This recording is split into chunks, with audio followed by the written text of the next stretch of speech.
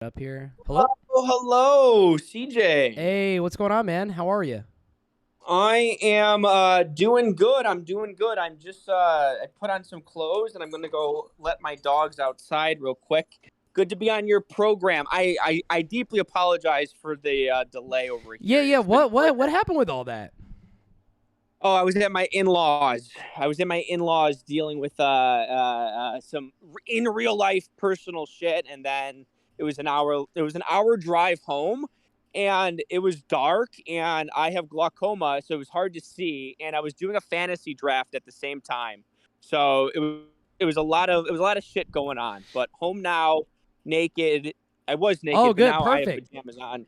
I was naked, but now I have pajamas on and I'm walking outside Okay, and but I've been kind of like reprimanding the people in the chat for being too horny, so this is already getting a little. It's kind of well, like going off the rails. why don't you want them horny? You gotta let your I chat don't be know. horny. It's good for Maybe the show. maybe it's good for the show. Yeah, you might be right. Maybe I'm being a little harsh with them. But wait, Yeah, I'm curious. yeah. How do you get along with the in-laws? What's that whole relationship like? Oh my gosh. Oh my gosh. So my in-laws love me. They're obsessed with me. As you know, pretty much every person in my life, they can't get enough of me. What about the dad? I want to know Um, what the Salvo slash in-law dad, like what that relationship is like. That's got to be he's a strong bond, right? he's an angel. He really is an angel. He's like I hate my family and I hate like my dad and my mom. So like so my in-law, my father-in-law, he's an angel. Absolutely love the guy. Oh, excellent. Okay, Yeah. so the reason I wanted to do this, I was listening to your last stream, which was awesome. What is Thank it? you, sir. So you're doing a little interview with Augie, and he, as I was listening to it, he said so many things that like triggered so many alarm bells for me, and it seemed like you were kind of in the groove, like making sure the interview was going right, and but he was saying some really fucking bizarre things, and I wanted to get you in to watch the interview back and maybe get some like additional play-by-play feedback from how you think it went in retrospect. I like that idea. That's a great idea. Okay, perfect. So let me figure out how to get this all set up here. So where do you and Augie stand right now, by the way? Because he seems like behind the scenes still like a little upset about all the mom stuff. Yeah, so definitely behind the scenes, he's very upset about the mom stuff. Augie and I are, I think we're kind of cordial because he kind of has to be cordial to me, right? That's what happens when you just like suck at doing this, and some new guy comes in and completely harasses you for half the year and torments you and steals half of your viewers, Oh no. and and and and and Augie's now sitting there being like, "Well, I'm not good enough. I can't make fun of Salvo. I don't know how to make fun of Salvo. He'll destroy me at every single term." So he kind of just sits there and tolerates me Well, because you know what he. too. So now that I think like maybe 2 weeks ago he could have ignored you, but now you put yourself in the middle of the deaf noodle situation, and that's kind of like one of the biggest things that's kind of like happening on the internet right now. So he has got this perception of like, oh, I have to be cool with him because he's like a guy that's involved in like a news story now. Yeah, I mean, that's definitely part of it, right? And I think it kind of goes back a little bit further than the deaf noodle stuff, but and this might be a little too internety, but the flamenco situation, right? I kind of forced his hand because flamenco was his fucking buddy. They were taking vacations, they were taking holidays together. No And way. Are you serious? And he didn't know how 100%. old the guy was? Oh, dude. Oh my gosh. Yeah, I Well, got to hear at the about this. time, so at the time where they took vacation together, I'm pretty sure he knew about the age discrepancy.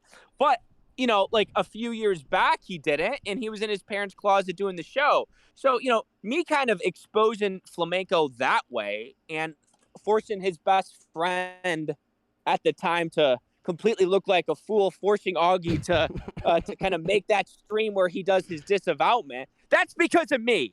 And like literally before the flamenco shit, he was ignoring me, and Diorio was ignoring me, and all of them were doing their best to ignore me. But now because of that, and I think because this Deaf Noodle shit, I think you're absolutely right. It forced their hand to where they can't really ignore me. Well, it shows you how these people. Such a bitch. It shows you how these people operate too, because they literally they don't have any talent. They're just like playing video games, and then they like put commentary over it, and it's like they don't have fans because of their talent. They have fans because of like how they network with each other and how they like wiggle their tentacles into all these little parts of the internet. That's really what it is at the end of the day. What 100%. And it's so ironic now that Augie wants to do these solo shows because, hey, Augie, nobody turned into your fucking shows because of you. They tuned into your show because at the time your show was the only hub where everybody in the quote unquote community can go and fucking jerk each other off. So the audience just naturally tuned in because it was a whole bunch of people. But now that you're doing solo shows, you think that you're any good to do solo shows and hold an audience? I don't think so. Dude, he hasn't even done them since all this shit. He's done like one show too. He doesn't really have anything to talk about. We're going to see this in the interview. It's not even like he's watching the fucking content that he's talking about. He admits in this interview that he doesn't even watch this shit. But yeah, and I saw your live chat like during the show, and obviously like on playback. That was one of the most like alarming things. And I'm glad you caught it, because that is literally something I've been yelling about specifically towards Augie. So great fucking pickup. It's alarming. Absolutely. Well, because like when I think about when I get on stream, what I do is I kind of like wait a couple days. I watch a bunch of stuff. And as stuff kind of like interests me, I write it down and then I get to talk about it later. That's like the whole reason why I do this. So for somebody to not even watch the shit that they talk about is just so foreign to me. It's just such a bizarre concept. It makes no sense. It literally is complete backwards and extremely fucking bizarre. If a person's trying to make this sort of content, it's like, again, what he does clearly by now is if a story hits his Twitter timeline, or if a story hits his fucking friends group chat, or if a story hits his fucking Discord, and he's heard the take, he's heard the popular take, he's heard his friends' take, well then he can cover it because the story fell to his fucking lap and he already knows all the takes. He doesn't go out and watch anything. Dude, you know what these people do, Salvo? What they do is they wait for like what Reddit has agreed is what the story is, and then they just try to make a video that perfectly works for what all the like Reddit people have to say about it. It's so disgusting. 100%. Yes. That's what beige frequency. That's what he does. That's like his whole scam is fucking just waiting for Reddit to say something and then making a documentary about it. 100%. It's they wait until the normie consensus is out. They wait until the fucking community consensus is out. They wait until the hated opinion is out, and then they'll make commentary on it because, well, they know what to say. They know what not to say. They know what to say to get a reaction. They know the cool opinion, and then they don't have to do any work on top of it. So true. Okay, do we want to get started on this interview here? I got it all set up for screen sharing. Okay, let's do it.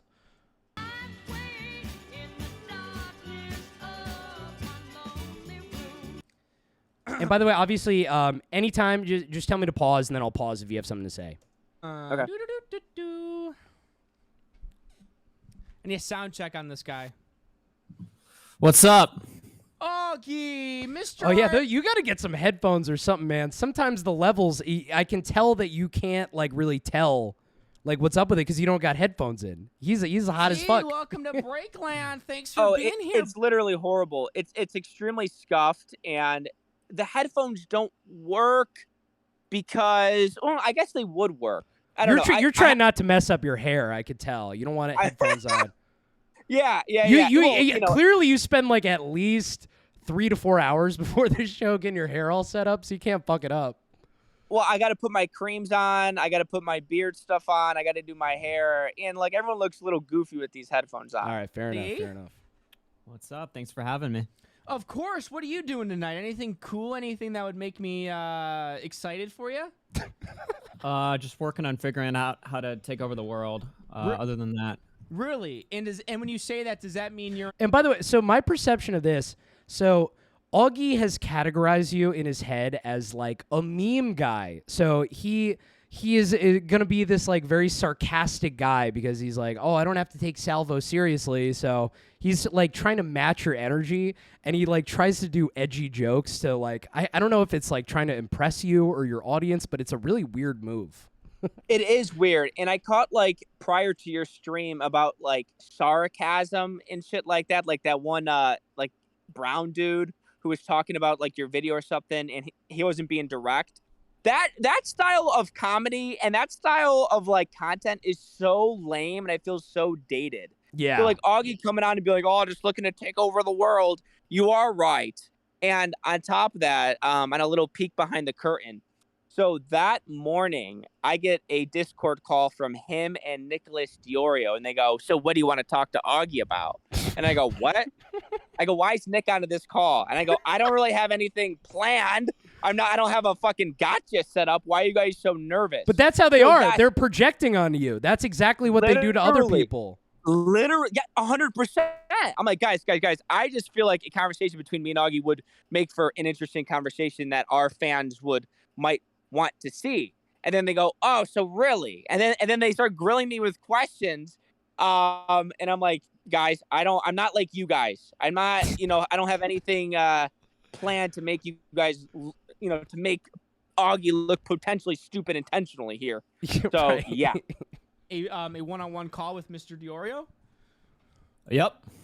Okay. We're threatening to, dude. We're talking about how we can get all of our like biggest enemies to just kill themselves, right? Like we're just trying to figure out how we can get away with this shit. I would love to see him try these jokes in like a comedy club full of like middle-aged black people. There's no air conditioning. They got a Groupon ticket. Like that's what I want to see Augie doing. He says all this shit. His whole fan base is fucking autistic. They can't tell the difference. That's what I'm saying. And it's like, what are you going to do, Augie? I've never watched any of your content and felt like you're any sort of threatening or have any power behind you. So what are these words? Are these just words because you think I'm the meme troll guy? Come on. That's what I think it is, though. So, Got it. Anyway, I had to take a break to come on here. Got it. Well, I do appreciate it. I do appreciate it. Let me ask you this. Straight up, anybody can look at your channel activity and realize, wow, Augie's kind of been MIA for a while. You took a break. You took like a 10-day break before your big vacation. You hear the nervous laughter, by the way? And then you took your vacation, and then you came back and kind of been content dry, right? So where have you been? Can we expect the content to be picking up? And you can't answer with, oh, me and Nick have something planned with these Twitch politics streamers, because I've heard that for months. Go ahead. Yeah, so what are you referring to when you say... I actually like don't know what you mean when you say that. Oh, I'm so happy to fill you in on this, and I'm glad you asked. So Nicholas Diorio doesn't make content anymore. He made 3 videos about flamenco that I spoon-fed him. And then AugieRFC doesn't, he just does these bullshit live streams. But whenever they're asked, and whenever they feel like they need to stroke their fucking egos, they go, oh, me and Nick have something planned for these Twitch streamers, for these politics streamers. So they have been planning this collaboration on both of their channels where they're quote-unquote going to take down these Twitch politics streamers. And it's a project that they've been planning, and it's been brewing for literally 2 months now. So that's what it is. It's a collaboration where they plan to destroy the Hassans, the Vouches, the fucking the shoe-on headers, the whoever else is in that okay, okay. So they got like a takedown video in the works or something like that. Some gay shit like that. Okay. Absolutely. Yeah, no, I mean, things have been kind of slow recently or whatever. Like, obviously, like shit's been fucking happening behind the scenes. To be honest, I don't know if you guys have noticed this, but... Okay, and then right here, so it's like he goes into this pre-packaged speech that he had, like, written out that day. Like, it's like a pre-planned, like, talking, like a politician-type talking point that he goes into right here. It's I know! He like, totally code switches where you could tell where he was talking to you like you're having a conversation, and then he goes into this, like, pre-prepared segment. I know, and it's about shit that I have no fucking interest in and have never even, like, mentioned it. So he brought it up as his talking point that he wants to make a stance and make a point on. And instantly when he brings this up, I'm like, I gotta squirm out of this fucking conversation. I don't give a fuck about this. But this is whatever angle that he wants to fucking, get out there for whatever ulterior motive he has. Yeah, they call this in poker, they call this angle shooting. That's what he's doing to you right now. Yes. To be honest, I don't know if you guys have noticed this, but the internet is in like a really weird position right now. Have you noticed like all these people that are blowing up right now, like Andrew Tate and Sneeko and shit, the type of like messages that they're promoting? It's very like sort of doomerish material where they're kind of talking about how the world sucks and the world's falling apart and everything's just fucking going to hell or whatever, but they're going to save you. They're going to give you... Dude, it's like, do you look like you know about Sneeko? Like, what is he talking about? Like, you don't Literally, watch fucking I don't even Sneeko? know what that dude looks like. Like if I saw like 8 faces or 3 faces or 10 faces and I had to pick, hey, Salvo, pick Sneeko. I don't know I never watched anything about Sneeko. I don't know what he looks like. I don't know what he even talks about. And this doomeristic conversation that he mentions, you watch RFC, After Hours RFC, they're talking about Keffels and doxing and dark forum. That's the scary shit. Well, it's also, this is so stupid too, because like the doomer stuff has always worked and it's always been a thing, but it's just like a new type of it, so it's confusing him or something. I don't know what the fuck he's confused about. Yeah, the person who's talking shit about women and talking about how women suck and stuff, yeah, obviously that content is going to rise to the top because it hasn't been around for a while.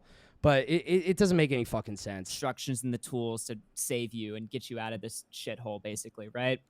So I've been kind of watching this because I've been noticing like the changes on the internet, and hey, you know what the thing about these people too, and this is a big problem I have with like the commentary community. These people don't like watch movies. You know what I mean? They don't like watch TV shows or like movies or like read books or go to museums. They watch like Destiny streams. That to them is like the height of content.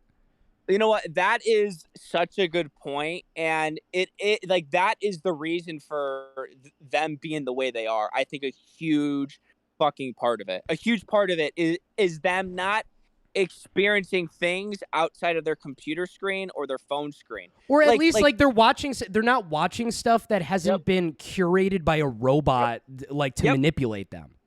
Yep. Or even them having a job where they have to talk to other people, not through a text or not through like a phone, a Discord call. Yeah, the only people that you talk, all the people you talk to all day, if every single one of them knows who Keffels is, that's like a huge issue. That's a massive problem. Yes. All this shit that they're being fed to them, that is curating their opinion on the world, is literally that AI algorithm formulaic bullshit. 100%. That they bitch and complain about. So yeah, but they're a slave to it. Of course they bitch and complain to it. They're a slave to it. That's all they have. Yep. I've kind of just been taking a step back and looking at it and just kind of seeing what's all happening. Because right now, I mean... and that's like, I guess that's like an excuse as to why he hasn't been making content. Because he's been observing. He's been taking a step back and observing what these guys are doing. What do you think about that? I think it's such a pathetic excuse, especially when this is his job. Exactly. He doesn't work. This is his fucking job. And it's not like his streams are like planned out and scripted and like a big production. He presses record. He brings his microphone a fist away from his mouth and reads chat and drags his friends into a phone call. You can absorb and still not use it as an excuse to not fucking work and do your job. Yeah. I hate that excuse. Yeah, it's ridiculous. Everybody is just kind of, I don't know, like falling apart. Like this Deaf Noodles guy. And listen to that projection too. I'm sorry I'm pausing so much. This is like fucking so dense. But he's like, oh, it seems like everybody's falling apart. I don't think all of us are falling apart at all. I think like maybe like you're falling apart. Like I'm not falling apart. What are you talking about? Like Augie, is this taking a toll on you?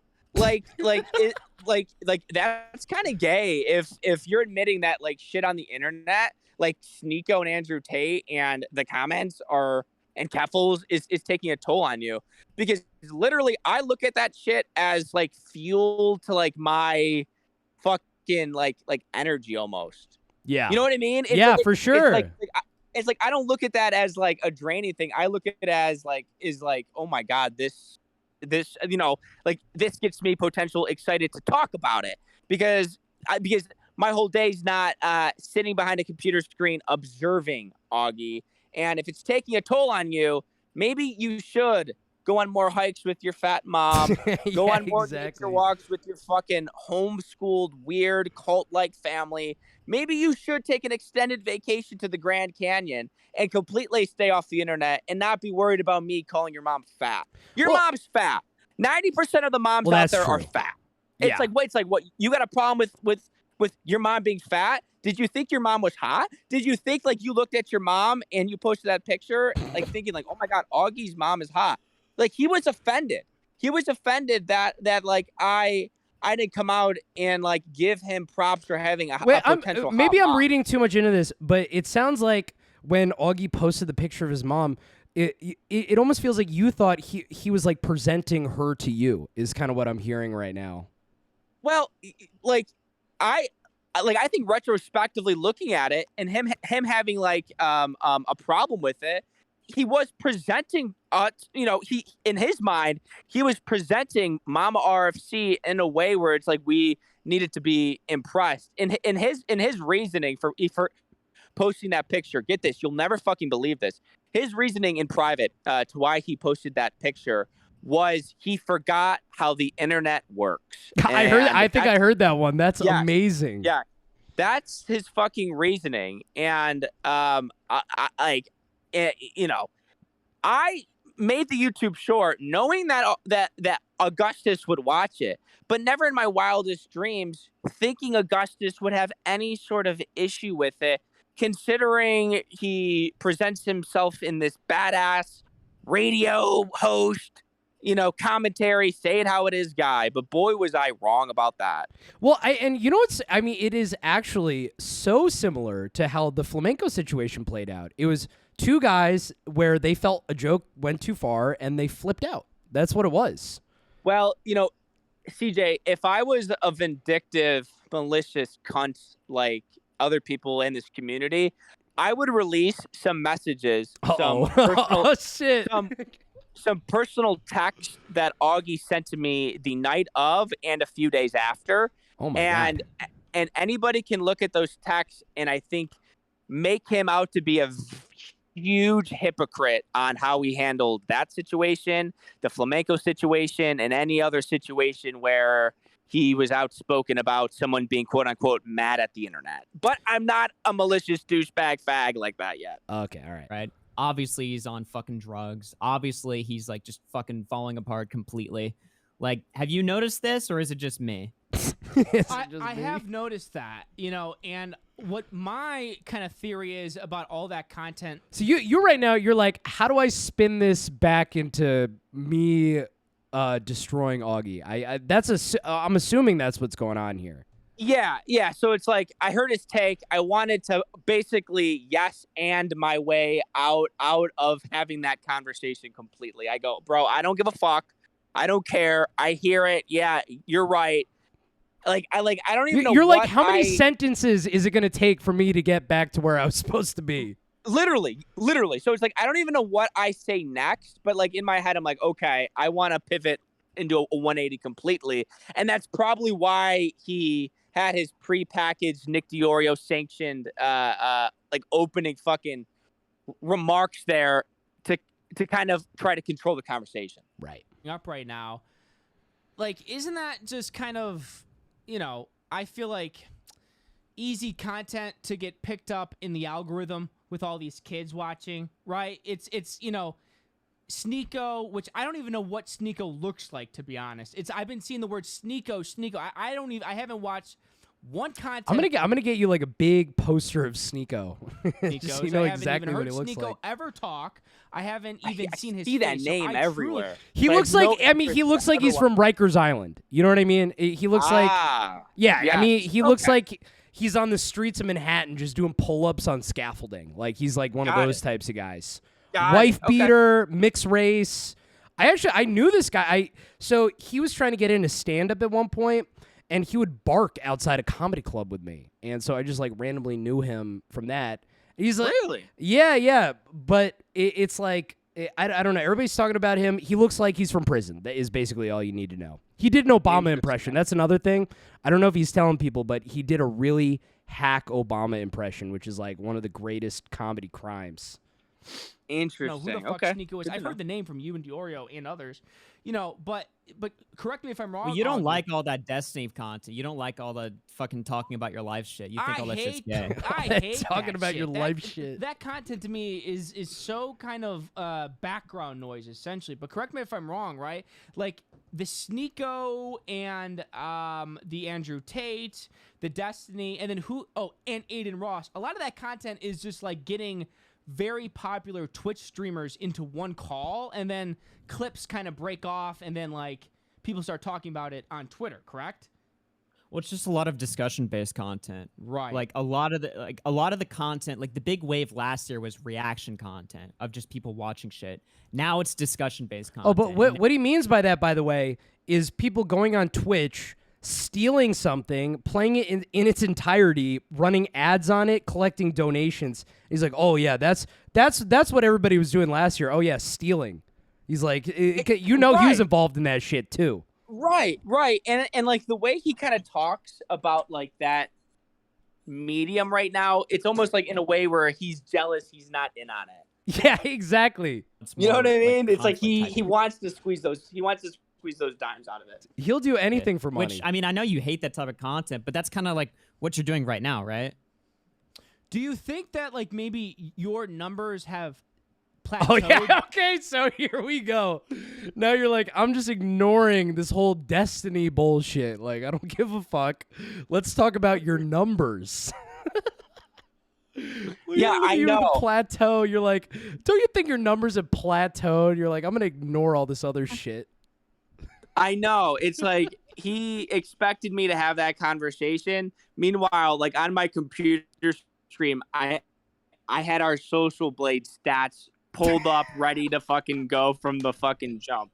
So he's lucky I even gave him a couple sentences to say what he needed to say. It is less kind of topic-based and more conversation-based. And we've seen you in panels, Augie. You kind of, get small like a mouse. Panels fucking suck. I don't really go on panels much. That's a cope, by the way. So panels don't always. It's like you're just bad on panels. Like he doesn't even think that panels suck. At the end of the day, I'm sure he watches panels. Well, I mean, like, isn't that Sneeko, Andrew Tate, Destiny shit? Yeah, that's all. Like, That's all panels. considered, It's just fucking Zoom calls. Right. Exactly. It's all cope. Yeah, isn't it funny how they set up all this shit where they say all this stuff and then they say the opposite in like a half a sentence? It's so weird. Yes. More because usually the problem with panels is, especially Twitch panels where they have like fucking 9 different people in there. All the people there, like some of them are interesting. And like I would say like on average, like you go into a panel with like 9 people, 3 of them are really cool to talk to. And then the other 6 are just like kind of weird and just kind of. Oh, and that's the other thing I noticed. He doesn't realize that he's the weird one on the panel. He's so fucking stupid. He doesn't realize he's the one of the 3 weirdos that nobody wants to talk to. Yep. And it's like you're probably like not even like fully aware of how he's performed on every single one of his panels he's been on. He literally would sit there with his camera off and not say a goddamn word on pretty much every single panel. And then like sometimes the host of the panel would be like, Augie, what do you think? And he would be like, oh, what? I wasn't paying attention. like completely one of the weirdos disengaged that is just there as dead weight and just there so the fucking host can throw the name AugieRFC in the fucking title for the SEO. Dude, that's what we were just talking about with comedy shows, where in New York, the whole scam, people who throw comedy shows, the comics that they book are people who will give them future opportunities, like they're bookers at other clubs. That's exactly what this is. I mean, Augie is somebody that, if I put Augie on the show, now he owes me a favor. So it's all like trades. 100%. 100%. And it's very like on top of that, like one of the reasons why he wanted to start his solo show is he was sick and tired of someone potentially getting any credit. So it's a very selfish way to be thinking. It's like he's going on these panels because it's an audience to get. He wants his name in the title. He's kicking his friends off his shows because he wants the money. He wants all the attention. And there is more to this him kicking off his friends from his show. I'm sure there is. Yeah. hard to interact with all of them as like a group, basically, right? So, for instance, like a panel that I was on, I think it was one of Michael Alberto's panels with like Destiny and Nick Fuentes. I watched it very closely. And when I was on that panel, like there was just a lot of like weird sort of tension in the room because Nick had just gone through a lot of drama. And he'd also just done a stream, like reacting to my stream, talking about it, right? So I came into that panel thinking that it was going to be a very drama-based stream. And also, Look at you staring at the fucking Social Blade screen. I can see you just staring at it, just waiting to pull this on. I like the entire time. You're just ignoring him and looking at the Social you Blade. just stop filibustering. right? Yes. So I came into that panel thinking that it was going to be a very drama-based stream, and also Destiny had been talking shit recently, so I thought there was going to be some sort of conflict there. But then that panel was just more friendly, right? So then it was just like, oh, well, this isn't what I expected it to be at all. So I prepared for like the wrong type of panel. But then in a panel later, I remember also in a Michael Alberto one, it was with me, Turkey Tom, and Hunter Avalone. Oh, there Hunter it is. Avalone said he wanted to talk to us, but then when we got in that panel, he was like, no, I only want to talk to Kai Clips and debate him on religion. And I was like, oh, well, I was told this was going to be like a fucking chill conversation. So panels are just, I don't know. Every time I go into them, I always prepare for the wrong fucking conversation. They always just kind of suck. Some of the people there are boring. Yeah, you're like, we don't have time for this cope. We got to move on to the next cope, which you're going to bring up. It's like, thanks for admitting that, like, you suck at panels. Can we move on? That's because, that's because, one, the person hosting the panel is not good enough to make it exciting, and two, the topics they bring to the table aren't good or exciting, and then three, the people aren't good or exciting. Did you watch my Fireball 1, Augie? Actually, I did not. You did not. So what content are you watching these days? Because if you remember Politics. back in... Politics. Oh, God. And he says it so proudly. It's like, if you're consuming politics content all day, it's going to fuck with your head. It's not like normal people are not supposed to do that, especially not people who are supposed to be like entertaining YouTubers. They're not supposed to be watching Destiny talk about abortion all day. That's insane.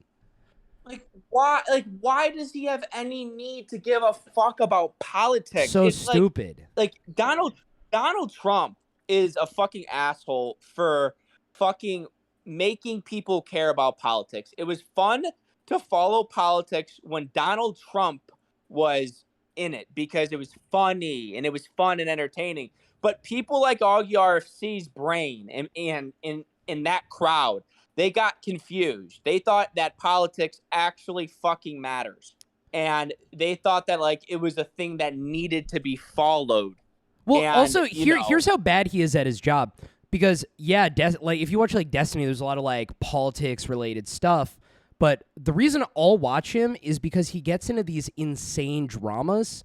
So you would think like Augie, the drama guy, would be able to like parse through the content and see like what the drama is. But again, he just like waits for people to say shit on Twitter and then talks about that. That's stuff. what it is. That's what it is, and like that's a huge part of it. He's consuming these politics in a way where it's like kind of cancerous to his fucking little brain, and not in a way as the host of the live stream with 2,000 people in it, right? It's like it's infuriating to me. Yeah, we knew it. And We got 2,000 people here. We got to start talking about Ukraine. This is a great idea. Let's all fucking give our opinions about Ukraine. Man. Literally, yeah, and it's like they spend an hour and a half talking about the same. I'm so over it. Like politics. Who watches politics? Like who watches politics? Like people our age, like late 20s and 30s, they're not like they follow politics, but watching politics, that's a boomeristic fucking thing to do. Yeah, that's You what my walk into grandma does. You walk into grandma Nana's house, No-No's house, and they're fucking brain dead on the couch consuming politics. Yeah, exactly. Augie, you're 21 years old, man. You don't need to Oh, be shit. doing that. You shouldn't be doing that. It's a problem. Oh, did I? Okay, we're good. I accidentally just went full screen. Okay. It's so gay. Why do you All like right, here we Why go. is that so gay? much? Why is it gay? Well, He doesn't even understand why it's gay to watch politics. That he's never been told that before. Because here's the thing, he's a homeschooled fucker. So he doesn't have any friends, right? He has Nick DeOrio and a couple people that he does Discord calls with. His friends in real life are his mommy and daddy. And his mommy and daddy are extremely crazy Texas conservatives. And they are into politics. And they hate black people. And they hate gay people. And they're very crazy about all this fucking junk. And it's poisoning the little Texas doll's brain here in a bad way. Because when you go into grandpa and grandma's house or your stupid parents' house, and not like I'm saying parents generally here, trust me, don't shoot me. What's on the TV? You got Tucker Carlson, you got Don Lemon, you got these stupid idiots talking about politics. And then the cope that's going to come from people like you are like, well, that's just because, it's on CNN or Fox News. It doesn't matter. The content's the same. You guys really give a fuck what's happening in the House of Representatives or the fucking Senate? Or you guys care what kind of bill, or you care who gives a fuck? Nah, that's not the Politics type of shit that I care terrible. about. And it's so funny. He's like, oh, that's not the type of politics shit I care about. Oh, you mean the only type of politics that actually matters? So he's into politics, but he's not even into the type of politics that makes a difference. Yeah. It's like he's in like the type of quote unquote politics where like it's like debating like if someone can say troon or something like yeah, that one, exactly. like, transgender slur, like that's the type of politics Augie likes to consume. Little freak. Policy discussion is And what I will I'm say talking this. about. No, it's not. Politics conversation is awful. And I will say this. Destiny fucking sucks as an entertaining person. Really? He's never heard that before. Somebody saying Destiny sucks. Right. It's like Really, Salvo. Destiny Salvo's sucks. Watching Destiny. Oh, really? Like people, and like I don't know who you consume, right? But like I know Destiny has a huge fan base. If you're watching Destiny and you're actually watching Destiny because you're a fan of Destiny, you are seriously mentally ill. If you're a man, obviously girls watch a whole bunch of shit that they shouldn't be doing, but we'll let them off the hook because they're girls. But if you're a man and you tune in to Little Destiny, sitting there doing whatever the fuck he's doing, talking in that gay manner, which I love gays, but Not that type in that of gay. manner. Yeah, not that type of gay. You need to kill yourself. You're deranged and you're delusional, and it's a bad look. And for a manly man like Salvo Pancakes to be like, Destiny sucks, and you act like I'm crazy, it's like he's lucky that like I don't try to fucking shake him through the computer screen. It's awful. I felt gross being in that call with him. Listen, I disagree with some of that. I'm going to let it fly. That sounds good to me. Hop on the mic. Okay. You disagree. What do you like about Destiny? Well, Destiny has very interesting conversations, and he's not afraid to talk to anybody. He'll have anybody on his platform, which usually leads to very interesting conversations that you don't hear anywhere else. He's also really good at explaining himself, so it's easy content. Wow, isn't that good? That's the type of content that people are watching now. Somebody who's really good at explaining himself. Like, what the fuck? Yeah. And it's like, that's two things that Augie's literally not and never has been: good at explaining himself and allowing people on his platform with a quote unquote different opinions. Like that's literally the antithesis of who Augustus is. Listen to. You're never really watching it and too confused about what's happening, even though the stuff they're talking about can be confusing.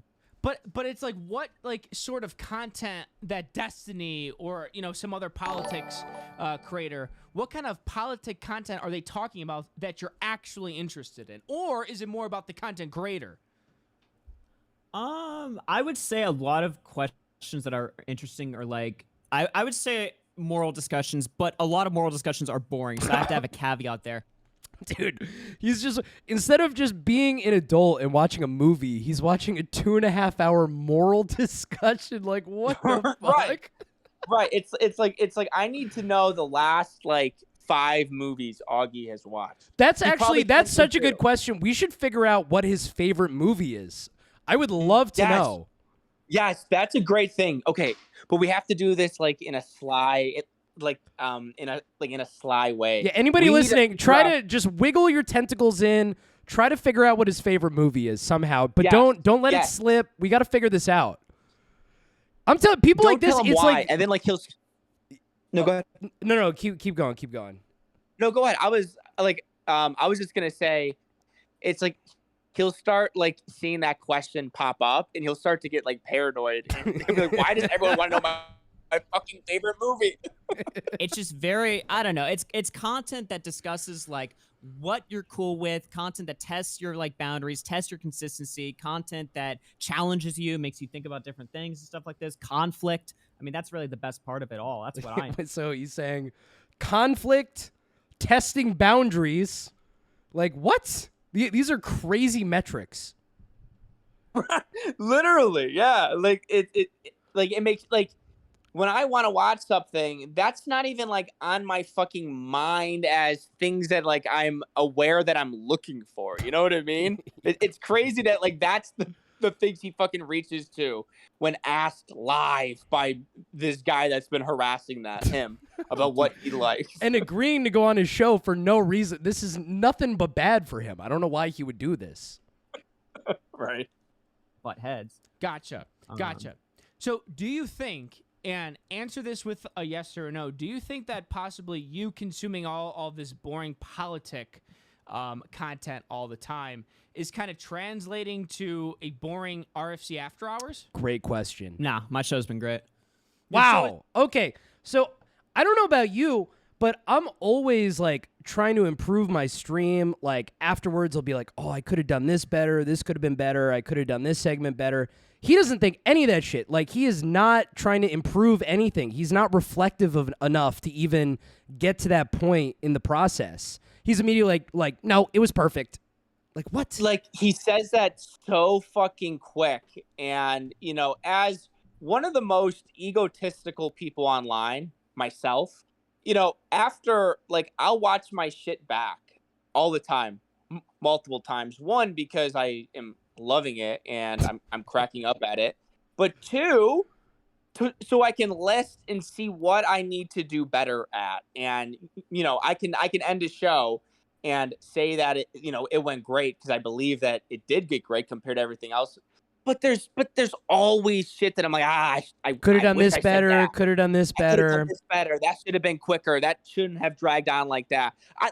It's like I reach out to like, you know, people that I trust, be like, hey, did you watch the show? Thoughts, you know, anything, and they give shit back. Because that's just what you're supposed to be doing and you should be doing. So for him to be like, nope, my shows are great. They've been fantastic. Bro, you don't believe that. And that's the wrong answer. It's the wrong answer. Know you're coping. That's not what somebody who does cool stuff would say. They would never say something like that. Never. Yeah. Like imagine like someone that like you like look up to because you like their content and you know your other content. Imagine like, Stanley Kubrick. you. Stanley Kubrick's like, no, it was perfect. Everything was perfect. It's like, really? I don't think Stan would say that. I think he would like have some problems with his art afterwards. He's like, how can I make the next one better? Right. Because if you care about what you're doing and you care about creating something that you are happy with, you're never satisfied, Augie. You're never going to be like, oh, it's been perfect. It's been great. Just not true. No. Okay. Does he smoke weed? He's pretty trad. He did just turn 21. So he's been drinking here and there. At least that's what I've been hearing and what he's been claiming. See, that's not good. We need Augie. So he needs to go through like a psychedelic transformation where he's like smoking weed. He's going to like the fucking jungle to do ayahuasca. That'd be great. I know. I'm pretty sure that like he's against that because he had homeschooled crazy parents. He does. So someone, no. See, here's the thing. We've heard that Augie has been high before. We've heard that Augie smokes weed. We've heard that Augie drinks. I haven't seen anything. We also heard that Augie works out. We also heard that Augie's roommate is not gay, but he's clearly gay. But we haven't seen anything that proving it. And I've been smoking marijuana since I've been 15 years old, right? Yeah, so same. many years of it. And he acts and sounds and acts like a guy who doesn't actively do that. Exactly. I mean, he looks like he needs at least like 100% more THC or like even more. I mean, because then he would have a minute where he can have those like organized anxiety attacks where he can like let himself fall apart and be like, oh, I need to improve this and this and this. And, you know, get to that point where like in your sober mind, sometimes you build up this prison of like who you are and you can't escape it. And like weed kind of disrupts the process a little bit. He's never been through anything even like remotely like that before. But like at that same time, it's like he's probably one of those dudes where it's like he whines about being anxious and paranoid when he gets high. You know what I mean? Right. Like, he didn't realize you're supposed to, but you push through it. You be paranoid and then you keep smoking, then it's good. Yeah, he's one of these like squirrely little fucking like nerdy kids that go, oh, I've tried it, but it makes me too paranoid. Wait, we should go smoke weed with him. We should get Augie high. That would be great. We should. We should. Like it's like that should be like a series. Like you remember like that bullshit fucking Josh show getting Doug with high? Yes. Where he gets high with a whole bunch of comedians. There needs to be like one of these shows where these nerdy YouTubers just get high on stream. Yes. Then, I want to bring them to like a fish festival and just see what happens. And then like one step after, right? So like part one is like we actively get high with them, and then part two we sit down and we watch the footage where they're high. Because I don't talk, the content that I consume is extremely different to the content that I produce. So okay, and that sentence right there is actually why I even reached out to you to begin with. That was to me like so alarming for a content creator to say that the content that I watch is not similar to the content I produce. How do you feel about that? I mean, that to me is just so insane. See, it is. It's literally insane, and that's why he's in this position where his show sucks, and that's why he's in this position where he doesn't have any original opinion, and that's why he's like in this weird limbo state of him, even though he won't admit it, of not being satisfied with his show because he doesn't consume anything that he is supposed to be consuming. I watch every second of the H3 podcast. I watch every second of Impulsive. I try to catch as many of these commentary live streams because that's what I'm covering on my show. So when you're not doing that, you're extremely out of touch. And that's why they rely on to the stories and to the angles and to the topics falling into their lap based on whatever Reddit is saying or Twitter is saying or their Discord is saying. What's wrong with just watching stuff, writing it down, talking about it the way that you think it should be talked about, and then just whatever happens? Like, what is wrong with that? It's as simple as that. Like, it doesn't take, any sort of skill. And if you don't want even to commit time into putting that into your show, then why should anybody commit their time? That's exactly right. These people, they watch their streams for like 5-6 hours, and it's like they don't even like what they're talking about. Literally, right. And it shows. It's like, when was the last time you ever turn on, I'm using Augie again as an example, but there's 500 Augies in this. When you turn on an Augie stream, and you were excited because you felt his passion in what he was saying. And it made you feel something as the consumer on the other end of it. There's nothing like that.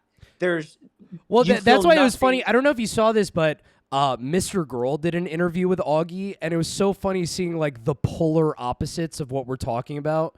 Where like Mr. Girl is like so engaged that it's scary. He looks like he's gonna rape you, and then there's Augie who's just trying to get his talking points down. Right, 100%.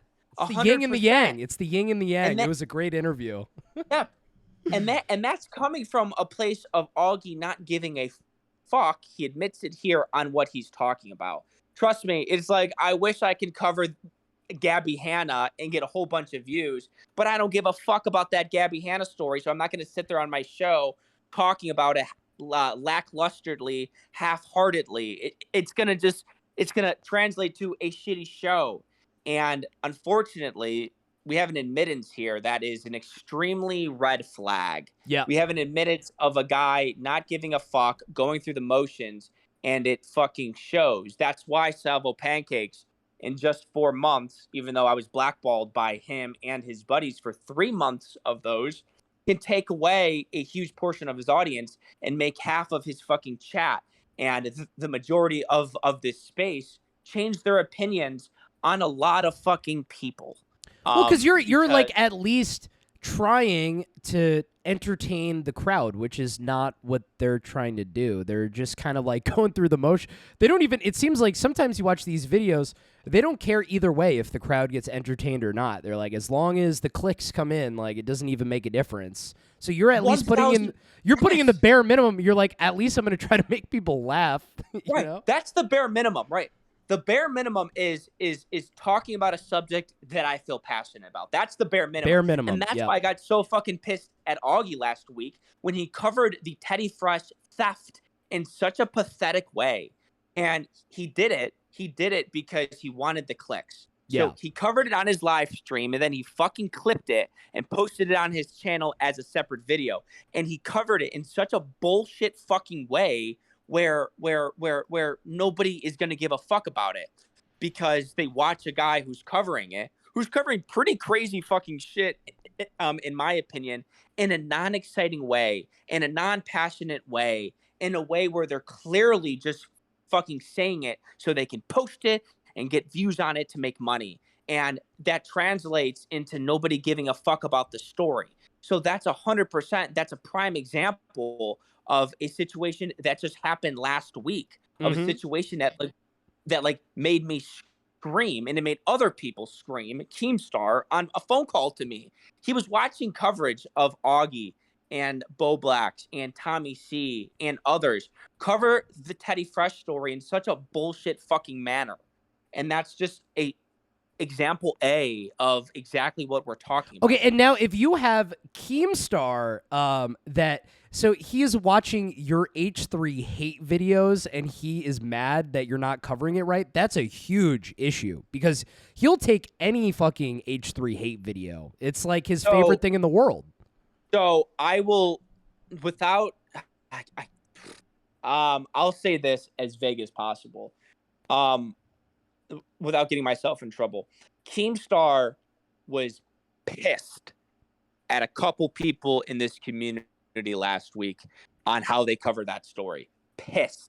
Because I saw it firsthand. So yes, you're all right. 100% Everybody speculate in the chat. Let's see whose name pops yeah, up the most. I don't know if you heard my take about everything, but can you pull up my see what I'm sharing to you? Can you see this?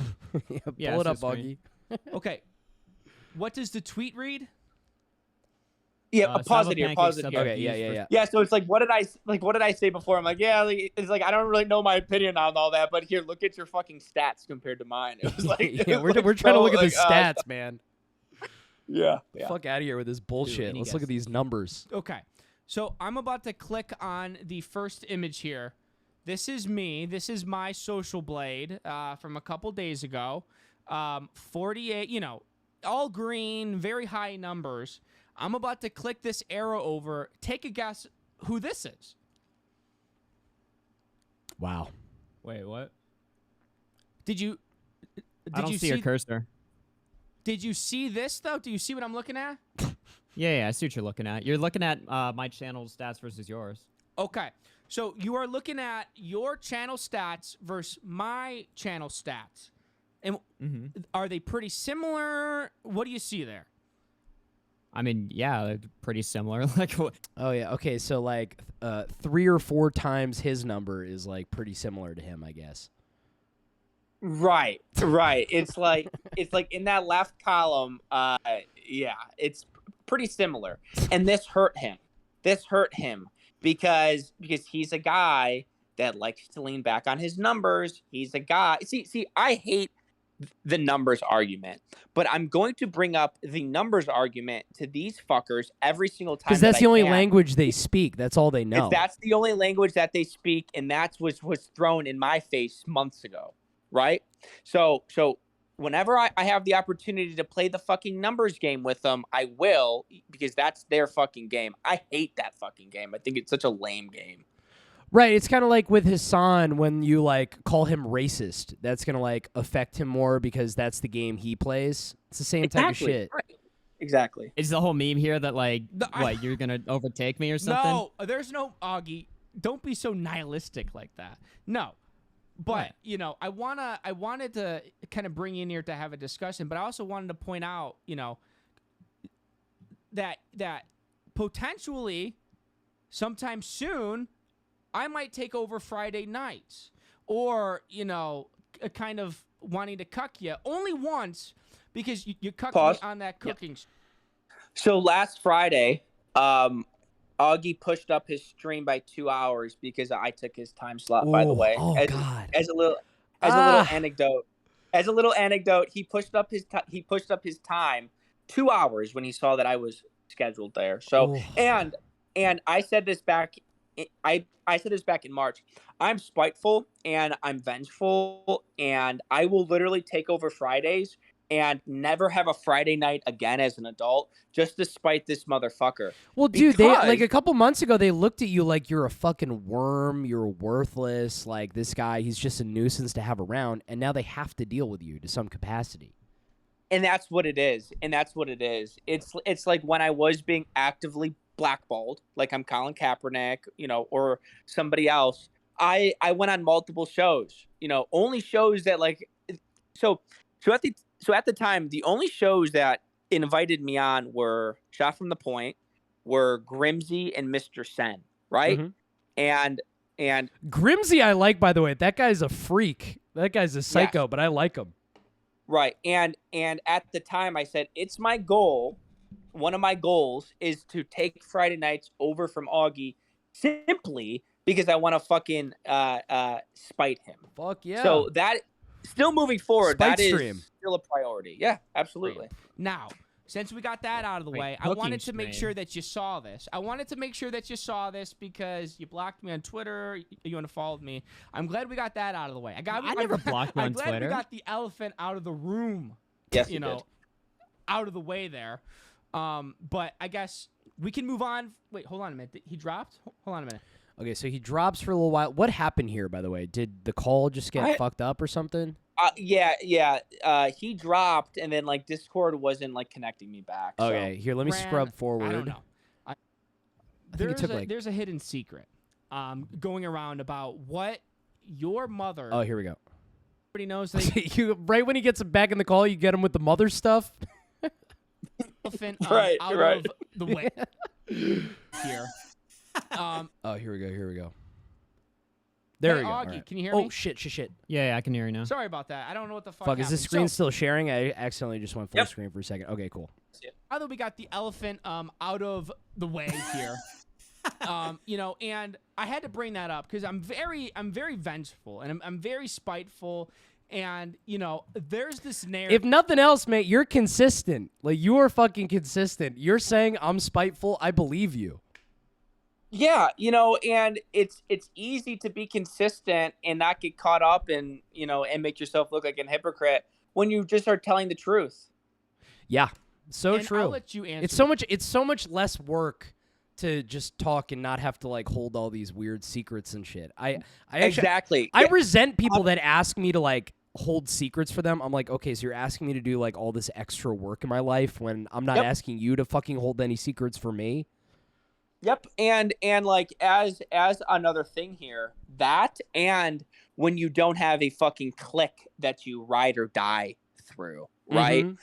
And there's obviously this huge click, and if you haven't noticed, I've been stirring the pot a lot about a lot of times about this click, and it's getting them into trouble where they have to leave calls, where they're afraid to say something because they don't want to step on other toes. It's a big problem. So 100%, when you're just Mhm. yourself, and you don't need to worry about protecting Diorio's feelings or Bo Black's feelings or other sorts of these feelings, it makes life a lot easier. See, this And they don't realize that. I'm seeing so many parallels between this and like my experience with stand up, because these people are so afraid to say anything bad about the club because they won't get booked, or they won't say anything about these comedians because they have to like go and see them on Thursday night. So everybody is forced to like hold all these secrets, and it's just like an exhausting bullshit cycle. And it's like, just fucking 100 speak from your chest. Like, goddamn. 100%. Yes, right.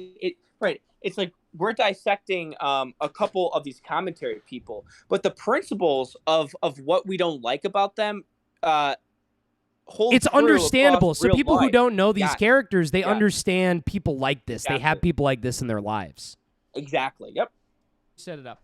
There's this narrative that Salvo, Pancakes, and AugieRFC do not get along, and I always ask why. I'm like, why don't Augie, the Don, and little Salvo get along?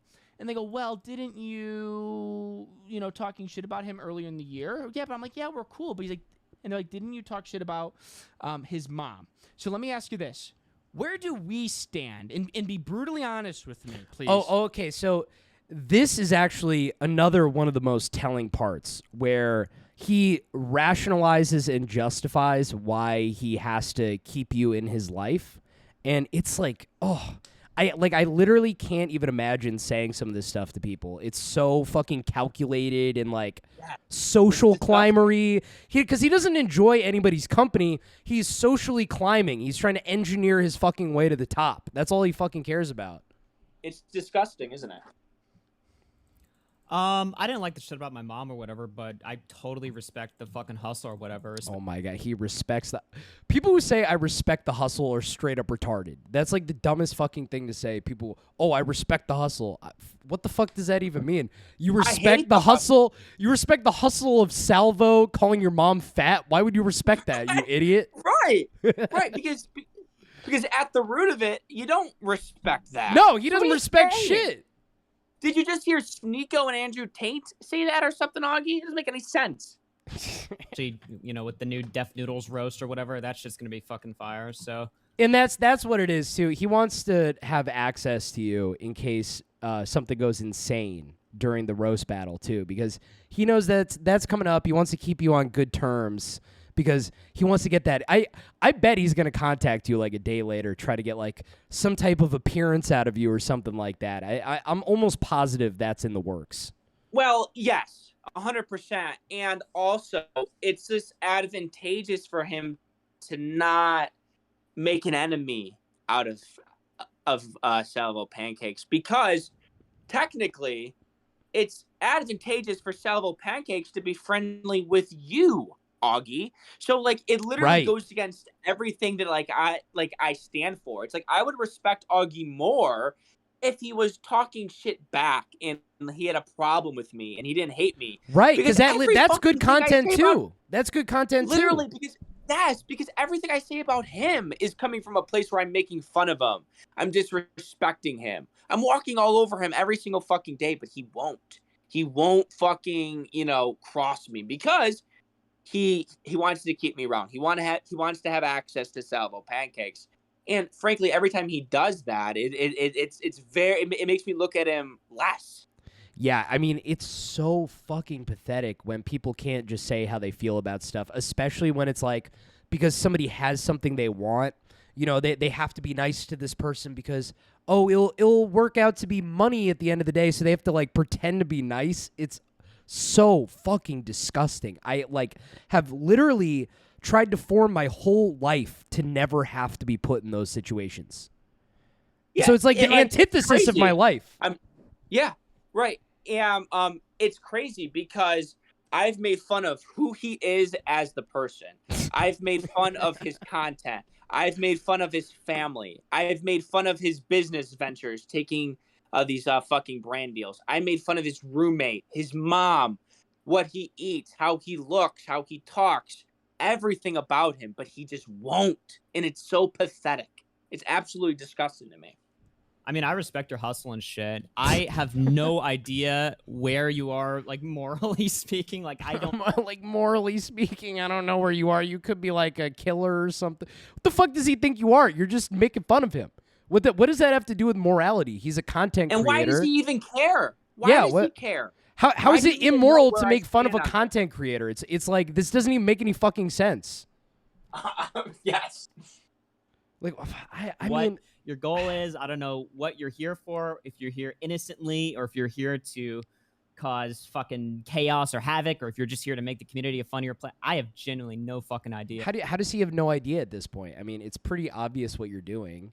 Like, I don't understand what's so confusing about what you're doing. You just make fun of people. Right. And, like, it beats me. It's like, that's what he always says. He goes, I don't know if you're crazy or just partially crazy.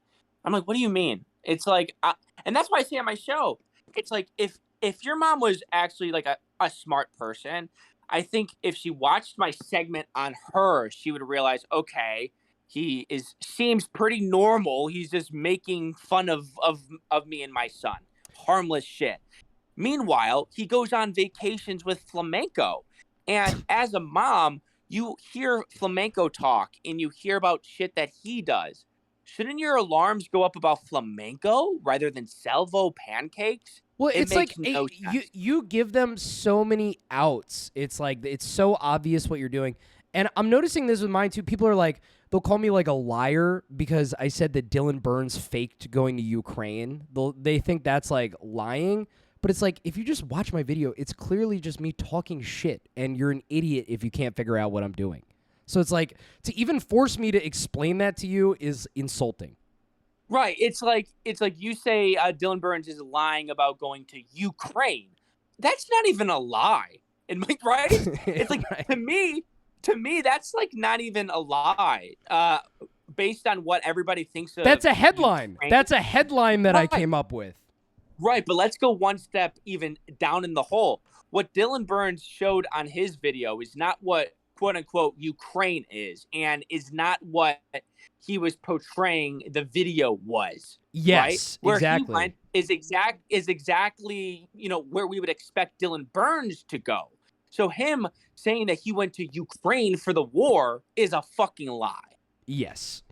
But yeah, I mean, I respect the hustle. I didn't like the fucking mom jokes, but I mean, I don't know. He said, I respect the hustle 3 times, by the way. This time he said it 3 fucking... I think you're right. I think he heard this in like a Sneeko video. And it's just because like... it's not even like vernacular that Augustus would even say. It's like, well, you know what look at people... him- Dude, they start like trying out new words. You ever see people do that? They start like trying out Yes. new sayings. Yes. That's literally like what it is. It's like he's been watching the brothers, Yes. Sneeko and Andrew and Abba Faint. He's trying to black it up, and- for sure. Right. He's trying to be cool. He thinks Salvo Pancakes is his cool older brother. Hustle and swag and drip. Right? He wants to try out these words and prosper. Okay, fair enough. I think everybody knows that you didn't like the mommy RFC jokes. So let me ask you this. And I think now is a good time that we can completely squash any more mama RFC jokes and that whole kind of arc to this. So as the chat knows, I made a YouTube short about AugieRFC's mom where I called her a bunch of names. I said I was going to push her off the cliff. And so on and so forth. Augie made a couple tweets that I didn't even think were so far off. Like, it's like, hey, if I have a problem, if I personally don't want people talking about my family, well, I think Augie's stance was pretty non-crazy about it. What I want to know, Augie, and I really want to know, I really do want to know, or else, like, I'm going to have a hard time dropping this, because that's the type of guy that I am. There's a hidden secret going around about what your mother came to you about about me, Salvo Pancakes. Yeah, imagine because I was watching you do a stream like the day like the first stream when Augie did all this stuff.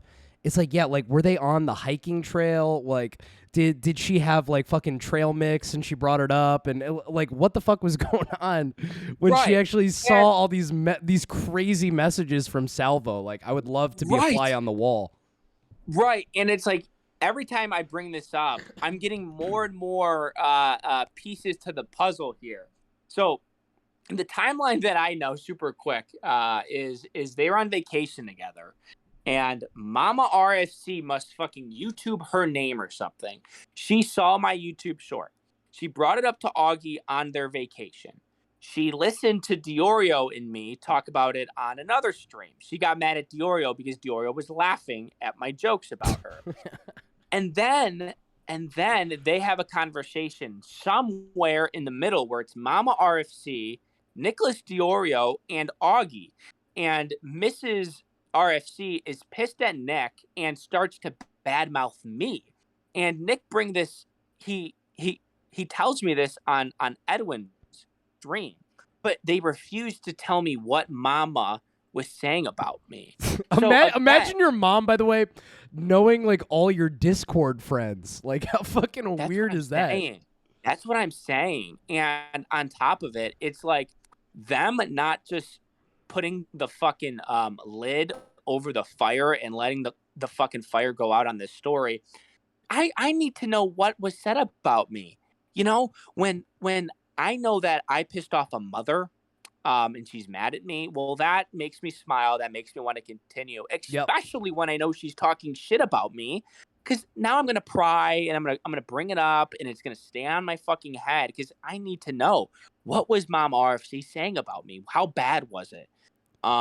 You know, and I still think Augie should let you like apologize to her like with a phone call. I think that would be the right thing to do. Like to let you two kind of like hash it out. Yeah, so funny enough, on the phone call where him and Diorio called me together on Discord like a few hours before this stream, Augie agreed that he could and would try to get his mother to be on the show with him. Oh my to God. Squash the beef. So, oh my God. So he said that he thinks that he could get her and he will try. So again, I think you'll hear him being like, "Oh, I'll never bring her on." Well, that's not what you're telling me into private. And now he will never be able to say that she's a private figure. If he brings her on the show, it's like she's fair game now. I'm sorry, you're putting her out there. 100%, and that's his rationale. But at the same time, it's like, okay, that would make me respect you, Augustus, and that would make me, you know, try to put an end to the narrative until I think of another funny thing to harass her with, right? Yeah, but he keeps giving you what you want, you know? He's reacting the way you want him to. Right, like ultimately, it doesn't even, like, matter if he says no about something. He'll give me a million other things that exactly, you know, fit my thing of what I need. Willing to share that here? Are you willing to share what Mama RFC came to you and said about me? Came to me and fuck. Well, I don't know. She just said it was like weird. Oh, like, you can tell he's like trying to think of a lie right now. That like really kind of tripped him up. He got extremely tongue tied, which he hasn't been through this whole interview until you brought this up. 100% right. He's trying to think of a way out here. This is the fucking meme. She said it was weird, but you know the context. Nicholas Diorio leaked on one of these streams that your mom said some very toxic things about Salvo Pancakes, correct? No. Okay, well now you're lying about this. How am I lying? What toxic things she said about you? Something funny or shit? Nicholas said that there's something funny that she said about me that was and it's like he's not even like trying to think of what would be the most entertaining thing to say. He's like, how do I defend myself? No, right. And that's the problem. They don't really give a fuck about being entertaining. They all just care about being right and wrong. Yeah, they should be like, my mom said she wanted to dress like a horse and rape you. It's like, you could say something. Right. Say anything but what you said. He couldn't repeat unless Augie wanted to say it. Don't play coy here, mister. Oh, you had to wait a scold minute. him. I actually remember now. Hold on. Wait a minute. Oh no, the stream is not ready for this shit. No. So what he just did right there, he was thinking of what to do, and it took him that long, and then he's like, wait a second. He knew that, and that was like a calculated way of speaking to make it like seem like, oh, I just came up with this on the spot. He was like cooking up what to say. That's what it seems like to me. Of course he was. Yeah, and that's the impression that I got as well there. And it comes like through so transparent, pathetic. You know, he's actually like, what's so good about Augie right here, he's actually like giving us a gift right now. Like he's giving us so many like little details of his life, and I don't even know if he realizes he's giving us these little presents, but I'm so grateful that he is. It's awesome. Oh my god. All right, you gotta watch it. You gotta watch on the bonus show. No, I'm just kidding. She said, well, actually, we can't do this yet. You have to confront her first. Well, you fucking retard. Listen, I wanted you to get her on a call or give me her email. But here's the thing. You'll never give me direct access to her. I honestly think, Augie, if you look at me, right, and you hear me speak and you see my physical appearance, I think you would know that, like, Salvo Pancakes is extremely desirable. He's extremely well-spoken. He's extremely articulate and incredibly intelligent. Yeah, he thinks like you're like flamenco, like who's actually a threat. Because that's what all his friends are like, so he can't tell the difference. That's what I'm saying. It's like, if you think I'm the same as flamenco, and our lot in my life is like flamenco's He life, thinks like, you're I'm crazier than threat. flamenco. That's what he Isn't like that really crazy? thinks. It's insane. That's like not even a joke. Like that is what he thinks, and that could be like one of the most craziest opinions that he holds, and that really goes to show you like his judge of character here. I'm like, Augie, listen to me, man. I think you can tell I'm pretty fucking normal, logical, human, gentleman, charismatic, and charming. But he's so fucking twisted because he spends his whole life in the snake pits of people who are using him and him using other people. Like, so he's very they're all paranoid as all shit, man. Everything like you. Yeah, they're all standing in the corner of the room just holding guns to each other's heads. It's like, it's psychotic. Would want you to have. You know what I mean? Yeah, but I think I'm all those things already. Well, I never said that you weren't. So you're unwilling to tell me what your mom said Dude, about me? You're not. It's not that I'm unwilling to tell you. I don't think you're ready for it, dude. Okay, It's this just must so be some fucking bullshit that you and Diorio fucking spun Dude, together, or some nonsense. Are you ready to apologize to Sonic Josh? I don't think the chat's ready. Apologize to Boblax for what? Well, I'm doing an investigation, and I think, and I would like your sort of rebuttal here. I think that you had a conversation, and this is all that I care about, that you and Diorio had a prior conversation to you firing Sonic Josh, and it might have been your decision, but Diorio might have known about it before you told Boblax. Any truth to that? Pause. Okay, what do you got? So I'll give some context here.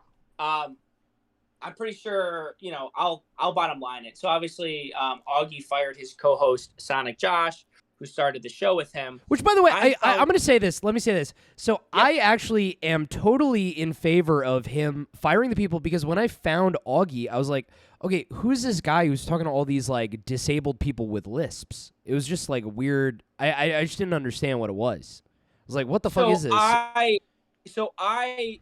So there's a couple things there, and I don't disagree with that, honestly. But I kind of do in a way that I'm looking at it as like his fucking like showrunner almost. Augie can't do a solo show. That's not what got his show popular. Was not a solo show. It was like a group call with all the people from the community. I don't give a fuck that he fired anybody. However, I think there's a story there. And the story that came out per my pot stirring was the facts that we were told by Augie was he was contemplating this alone, and on vacation he made the decision on the same vacation with his mom. He made the decision and called up Bo Blacks. But it came out, because these dudes are on live streams for multiple hours every single day, that Augie had a conversation with Nick 1 second before he called Bo Blacks. And I got the proof. So Augie, it sounds like Nick is kind of like is he like is he like the puppet master? Like, is he orchestrating all the decisions that Augie makes? I don't want to. So I think that him and Augie they mull things over together. I think that they make a lot of decisions together.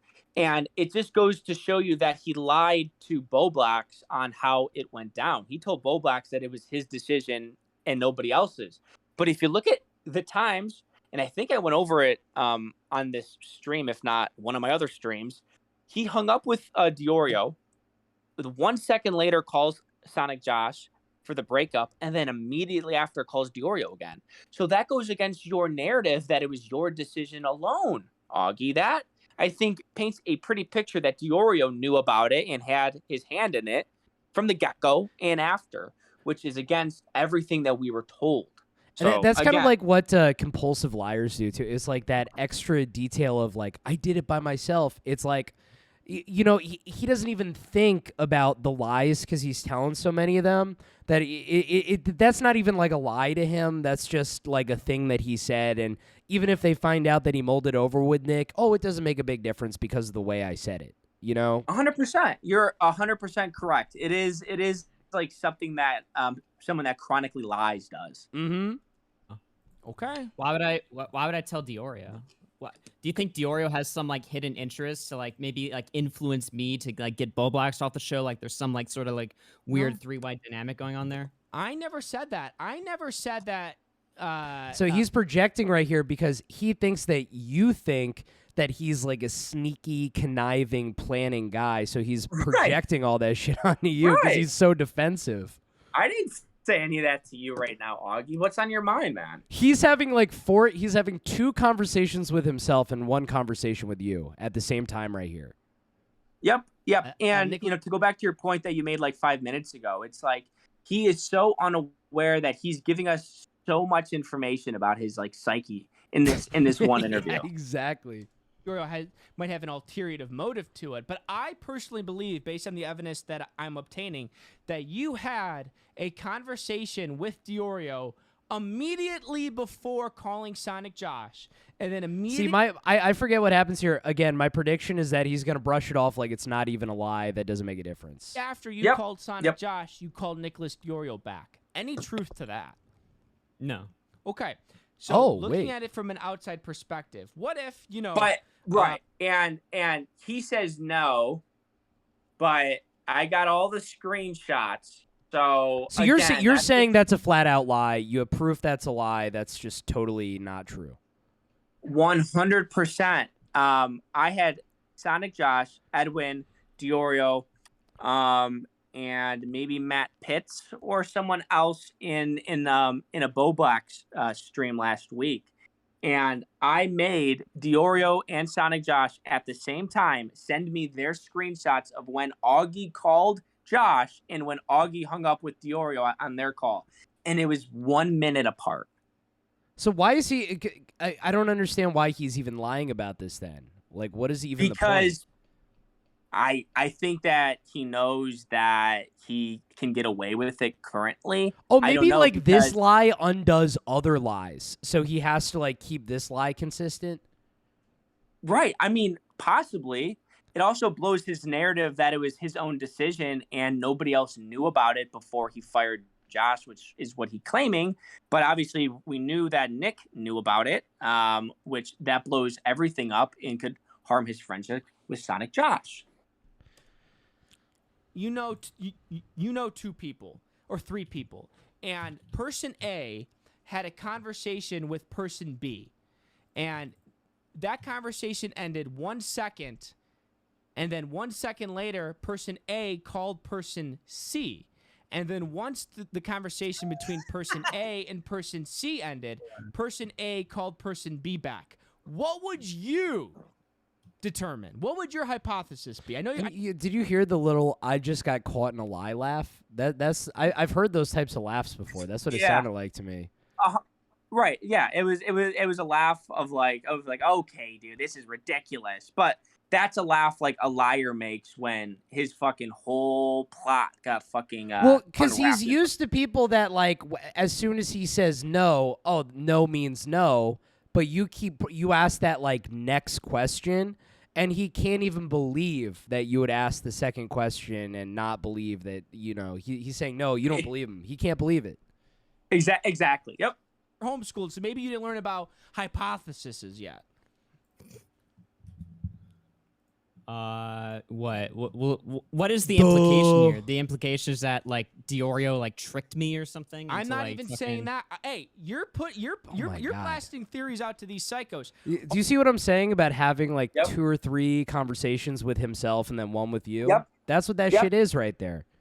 Yeah, and it's like I had to paint like such an analytical picture with person A and person B, and he goes to, oh, so you think Diorio tricked me? No, sir. Trying to say He's trying to get ahead of all the storylines that don't exist yet. Yes, that's exactly what he's doing. Yeah, like in his head, he's like already picturing what people are going to be saying and has to make a comment. see if you had a prior conversation with Diorio, No, immediately it was literally all on me. Like I literally was like, I just decided, I don't know, I've been having fun doing solo shows. 2022 has been the year I've done the Yeah, but he hasn't, because he hasn't like done any shows. So how much could he have liked doing these solo shows if like the second he does his first one, we don't hear from him for like I don't even know how long. So that doesn't seem right either. Yeah, so it's been a while, but here's what he's referring to on that. He liked the solo show where he put the final nail into Flamenco's coffin. That was a solo show. He tried. That wasn't to a do solo show. That was like a manifesto. Yep. That's not even a show. Right. That's a different thing. It's not like Right. you entertaining people. It's Yep. people tuning in because they want to see a man get destroyed. 100%, and that's exactly what he doesn't recognize. And the manifesto, trust me, the AugieRFC flamenco saga is it. Like I was saying in real time, and I'll say it now. 3 people looked terrible during that flamenco saga: Flamenco, AC, and then AugieRFC. AugieRFC called me crazy, called me nuts for 7 months when I was going after flamenco in front of him. Called me crazy. He was literally the last person to disavow flamenco. So when he hops on his live stream, which I think he did a decent job at recapping. I thought it was great. I love a manifesto. So earlier you were saying like you don't get why people watch Destiny. Dude, Destiny made 2 like 7-hour long manifestos about people, and it's like that's why you watch Destiny. So if we get more of like Augie ripping off this version of Destiny, I'm all for it. That shit is great. But here's the thing about that manifesto.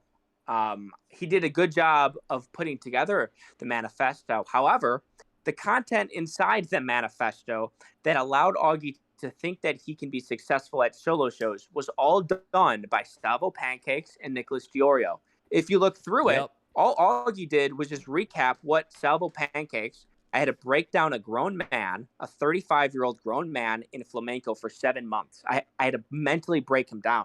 If you go on my channel, you'll see multiple clips. If you go on Doc on the Radio and search Salvo Pancakes and flamenco, I've been going back and forth with flamenco for 7 fucking months. Jesus. Spewing the same stuff that I've been spewing today and the same stuff that Augie said on his fucking his manifesto stream. I've been doing this for 7 months. So that manifesto was my work and Diorio's work. Diorio is a petty, crazy person that I can love. see now why you wanted to have me come on stream and talk about like Augie not crediting people, because this is apparently something that you feel he's doing to you too.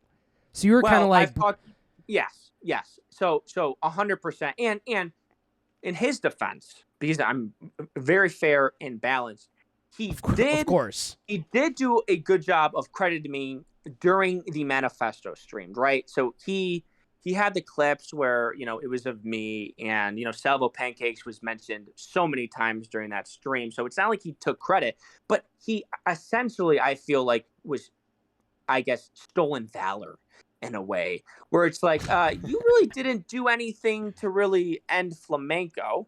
The only thing that you did was enable flamenco for 7 months and over the years, and really, you only had to make this manifesto stream because everybody in your community and your peers disavowed him and made him look like an idiot. For 2 weeks, AugieRFC sat by on his manifesto on flamenco. He sat by and said nothing. And meanwhile, in those 2 weeks, I did my live stream where I premiered and kicked everything off with my Mike the Bike parody song. And then I followed it up with the Sonic the Hedgehog doll stream where flamenco got really autistic with it. Also in those 2 weeks, flamenco appeared on Doc on the Radio twice and looked like a complete idiot and really buried his own grave with his hypocrisies. Also in those 2 weeks, Diorio got on multiple streams with flamenco and made him look like a fucking idiot. Did you know on the initial AugieRFC stream where Nicholas Diorio joins, Nicholas Diorio wasn't even supposed to be on. It was supposed to be a conversation between Augie, Turkey Tom, Boblax, and Flamenco. And thank God Nicholas Diorio got on there and set everybody straight with everything, because they were playing that coy shit. They were playing that coy shit with flamenco. So again, that manifesto stream only happened, and he's taking all this credit, and he filled his ego up with so much fucking nonsense, because that manifesto stream happened because of Salvo Pancakes, because of Nicholas Diorio, because of Doc on the Radio, because of other people. So that's why it pissed me off when he's doing this fucking victory lap about this manifesto stream and about he's the reason about flamenco and about, oh, and now I'm going to do solo shows because I love all the attention. Well, it's also like he's sitting on the edge, and he's trying to be friends with him, and he's trying to make it work, and then he does like a whole manifesto about how bad of a guy it is. It's like, why don't you just pick like one side or the other instead of like trying to get both worlds going? All it shows us is that you're like completely indecisive, and you're just completely captured by your audience, where you just do whatever the comment section tells you to do, which is like insane. He literally went on vacation and vacationed with flamenco to go to a Destiny stream 2 months ago, right? And it's like all the information about flamenco really hasn't changed in 2 months. My opinion on what I was saying about flamenco hasn't changed in 7 months. The only thing that changed is now the audience is pushing him a different way. That's the only thing that changed. 100%. Yep. And that's a fantastic, kind of bow on that tangent. 100%. Yes. Solo streaming than any other year, and I've been enjoying it. So that was really it. I don't know. As soon as me and Bowax talked about it, we got to call like I think like a day or two later and like talk for like 3 hours, like devising ideas for his new show. He's doing Twat, not Twoot. It's Twat. Listen, I think that it was your decision to make, but also I think the narrative got a little bit twisted. I think that because you and Sonic Josh came out and said that like it was just between them. And everybody corroborated that nobody knew beforehand. But people let it slip that you and Diorio might have knew about it, and then you called Sonic Josh, broke the news to him, and then immediately called Diorio back to have a recap call on how it went firing Sonic Josh. That's my theory. What was discussed... Does he, like, not want to be seen as, like, a girl boss? Is that what it is? Where he's, like, making all these decisions behind the scenes, and he's trying to seem like a cool, spontaneous guy that fires people on the spot? Like, I don't understand what the fuck this is either. Again, you're right, because if he just came out and said, yeah, I let Sonic Josh go because I felt like I can do it better without him.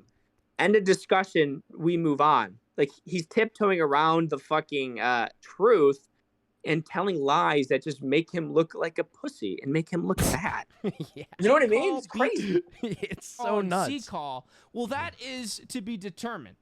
And if you want to deny that, well, then you're just going to have to deny that and move on. Any truth to you doing solo shows because you see how successful Breakland with Salvo Pancakes has been? No. Okay. Really? Do you know what, that reminded me of?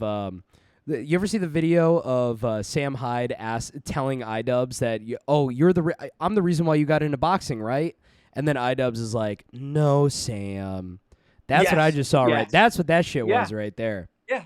Yeah. And again, I know from the bottom of my heart that Flamenco's a pedophile. I know from the bottom of my heart that AugieRFC is doing solo shows because he sees how successful I can do solo shows. There's no doubt about it. All these people know is how to imitate. They don't know how to actually like do something because they want to do it. Yep, 100%. And if Augie had that awareness and he was critical on himself in his content, he would know he can't do solo shows. It's just not what he's good at. Yeah. Yeah. Bro, I was doing solo shows in January. Got it. Okay. In fact, the stream I think I found you on was when I was doing a solo show. Okay. Let me ask you this. And his solo shows, meanwhile, it's him playing a video game, right? So again, it's not really a solo Yeah, show. it's like, dude, put down the fucking controller. Just like sit and just talk for a while. Like, why do you need to fucking be doing shit with your hands? Right. The solo show that he's owning me on is him playing Donkey Kong or some bullshit. Yeah, I love watching fucking Don Lemon get on play like Minecraft while he's talking about politics and shit. Yeah. February, when I called you out for being lazy. Look at how far we came, man. Look at how far we came. Your only competition is me, Salvo Pancakes, that same guy that you blocked and called me a retard. What about Tipster or Tommy C? What about all these guys? Wow, Augie. I mean, I think they have their place in the community, but as Head Don, is there anybody like me? See, it's also like he's so used to the pecking order of everybody like having to say everybody's content is good. He's not used to people that are like just objectively watching the content and just saying how they feel about it. Like, I mean, nobody could watch this shit and be like, oh, this is great. This is like what's on TV. It's like, no. This is so much worse than anything on TV. You have to be insane to watch this shit. Isn't it crazy? And it's like he was so used to everybody. Like, he was so used to normally doing something like that to get out of the situation, right? What do you mean, Tommy C and Tipster and Doc on the radio? And then the other person go, yeah, true. And then like that point is moved on to. He's so used of that pecking order, like you mentioned. And we watch Red Bar. We're mean. It's like a different thing. Like they're just not. It's so fucking different. It's not like I don't care what's going on with Ninja and his sponsorships. That's what they've been wrapped up with since 2014. Is like FaZe Clan and like 100 Thieves. Right. And they're so used to playing the game where you have to also not talk shit because you don't want to ruin a potential collaboration with someone that might be bigger than you one day or someone that's growing so fast. They're always playing the fucking game, which essentially is just a fucking anchor around their fucking ankle. What do you mean, like you? Just another streamer? I mean, everybody streams Doc. Oh my god, I forgot about that. Wait, let me rewind for that. That was, oh my god, I forgot about community, this. But as Head Don, is there anybody like me? What do you mean, like you? Just another streamer? I mean, everybody streams. Doc streams. I mean, isn't that crazy? Give us your thoughts on that. That's just insane. It's blatant disrespect almost. Right? I thought he respects the hustle. Right. I thought you respect what I do. I thought you respect the hustle. I thought you respect the grind. But now you're just a streamer, though. So a streamer. That doesn't sound like he respects the hustle. Everybody else is just streaming. Salvo Pancakes is just streaming. Honestly, when I heard that, it's like that's one of the most disrespectful things that anybody has ever told me. What do you mean? You're just doing everybody's streams. No, Augie, you stream. You do what everybody else does. He's got to be an only child. Is he an only child? He has a younger sister, but he's homeschooled, man. So it's like these homeschool people are fucking crazy. he seems like he's got that only child selfishness. Well, homeschooled kids always like there can be 20 homeschooled kids, but they all act like that only child. They all have that only child fucking dysmorphia about them. Like, no, Augie, you do what everybody else does. You just happened to stumble upon the biggest viewership in the community somehow. Your streams are no different than a tipster stream. Your streams are no different than any other fucking streamer in the community. It's like on an optical level, in a tangible level. Turn on my stream. I have an HD camera. You guys are streaming with webcams. You understand? Like at that fucking point, extremely different. And again, everything that he is saying about, and you could always tell this when people are fighting on the internet, the insult that they throw at you is the thing that they're usually most afraid of in themselves. So I think he's really putting his own fears and insecurities on you. It's you can't look at this any other way. That's a good point. Right. That's a good point. Because I think objectively, and I really hate stroking my own ego here, but you ask 10 people who watch and consume commentary bullshit. I mean, they're lying if they say Salvo Pancakes stream is the same stream as, pick one of these fucking names that you always see. It's just not, Augie. Okay, but am I doing the same thing as Doc? No offense, Doc. I love Doc. You guys are all doing drop. So I heard this a little while ago. It's called like Arena's Razor, where if you're in a situation, it's always better to put yourself in the arena. And I think that's what you do and a lot of other people don't do, where like you're talking about things that you're actively involved in the story, where a lot of these other quote unquote just streamers, they're just talking about from the sidelines the things that are happening. That's a huge difference in type of content. That's spot on. And I'm glad that like there's a name for it. I mean, that's, I think, pretty accurate. And like, that's the fucking content that excites me the most. And that like, I generally like to talk about is like talking about this little ass, like AC drama, right? It's like nobody knows AC, but that's a drama that like I'm in. Well, it's fun. So, like, with me, like, I love it when, like, a piece of content becomes, like, episodic, where you make a video, and then they respond, and then you respond back, and now there's a tangible storyline that the people watching can, like, really appreciate. And with these guys, it's like, oh, what did Gabby Hanna do? It's like, what? I don't care. What do you mean? Right. Like, why do I care what you have to say about Gabby Hanna? What's your involvement? Yes. It's like, I'll care about Gabby Hanna if she calls Salvo Pancakes a fucking dirty dago wop or something, right? I'm all in. I'm all in. I can talk about this now. But that's, what is that called? Like, that phrase? It's called like Arena's Razor, I think is what I saw it on Twitter one day, and it really stuck in my head, where I'm like, oh, that is such a good way to look at these types of situations. Get yourself in the fucking arena. Get them to start talking about you. It's so much more fun. It is so much more fun, and the viewer wants that, man. Yeah, because then they're a part. They get to experience it with you. You're like, they get to see how you respond to real situations. You're getting put to the test.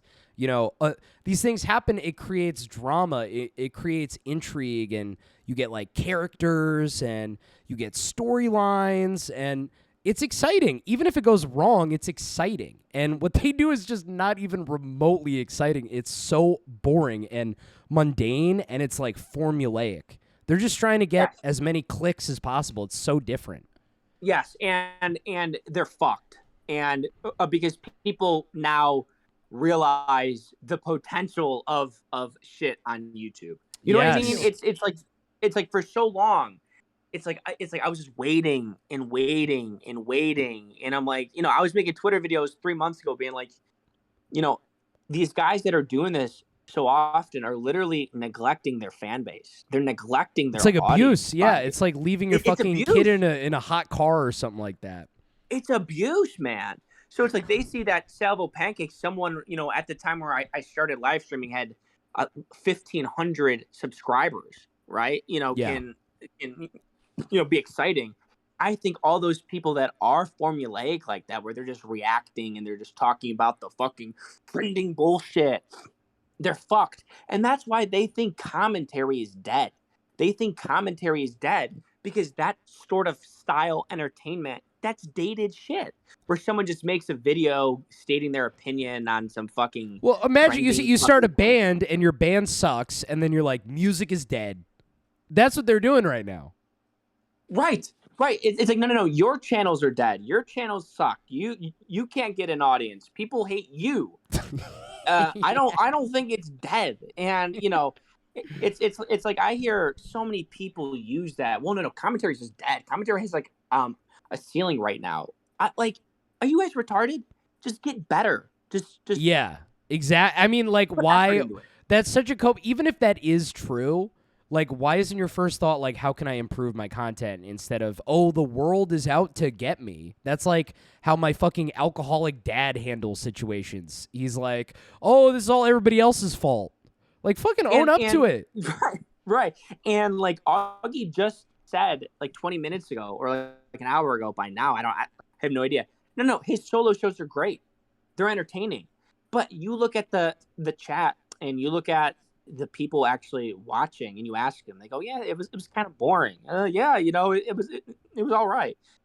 So, well, it's like when Def Noodles was saying that the crowd had so much fun. It's like, dude, we watched the video. We all like you're lying to yourself. We all have proof that the crowd hated it. We all saw their fucking how they were sitting, man. And what are you doing?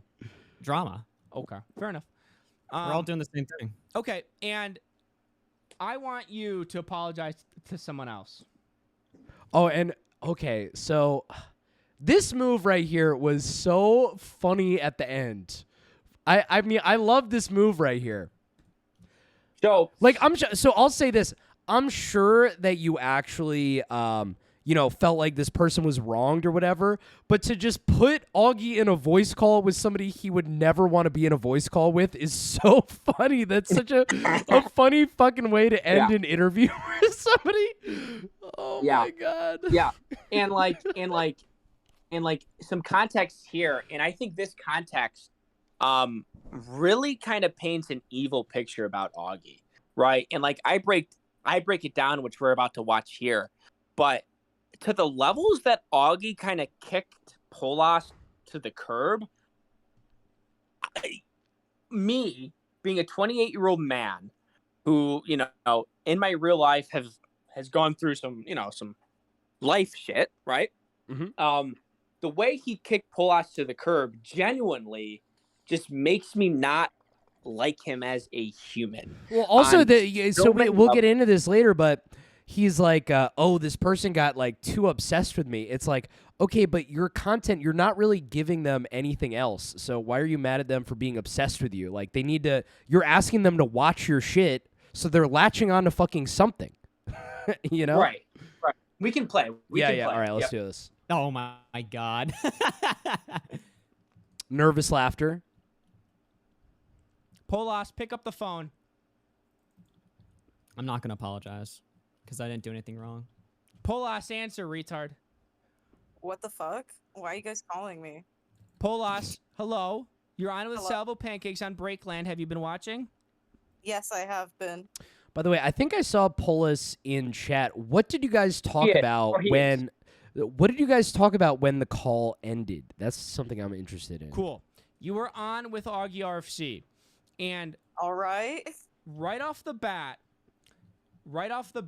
I really want to make it clear here. I think, non-ironically, 100%, Polas did nothing wrong. Immediately off the fucking bat, Polas did nothing. Does Polas think that? Hold on. What- what- what- Polas, sweetie. Hold on a minute. Let me set this up for the chat. So there's 400 people in here. I'm assuming people don't know the whole AugieRFC and Polas. So right now, Salvo Pancakes is on a call with AugieRFC. I just dragged in my head mod, Polas. He is a transgender 20-year-old who is is an ex-mod of AugieRFC, someone that was a big AugieRFC fan. And last month, shit came out about Polas that, frankly, not ironically, I think Polas was treated extremely unfair by Augie, Pause it. by other. So without getting too internety here, you know, Polas is somebody, and I'm speaking from how I view it. I could be completely off, but I don't think so. Polas is somebody that I think, you know, was and is looking for his identity, and I think that, you know, possibly Polas, you know, for whatever reason, could be struggling to make friends in real life, like a lot of people, you know, that might be. Let me say this really quick before you keep going.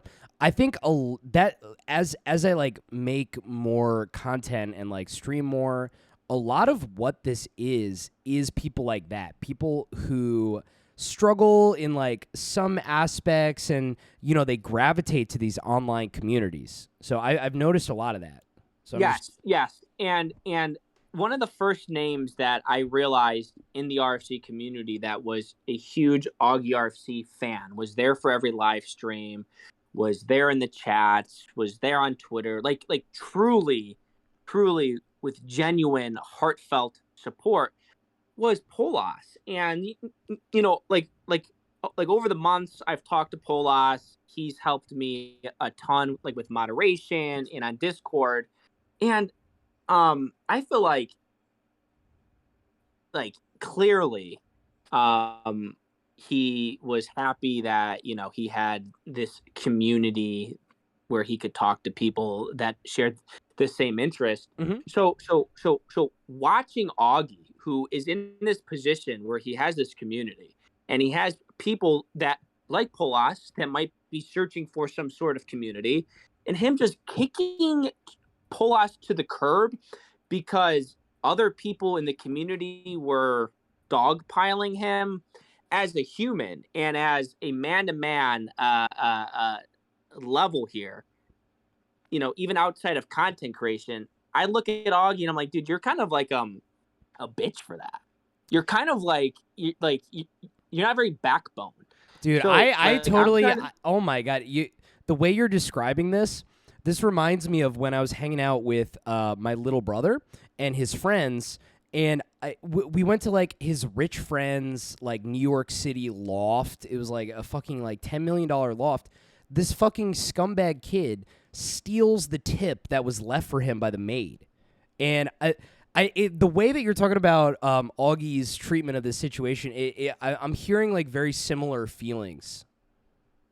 Yeah, it's like you can like really tell like how a person is principled and they're fucking how they when you see how they treat life. people who they have nothing to gain from, that's when you learn people's true character.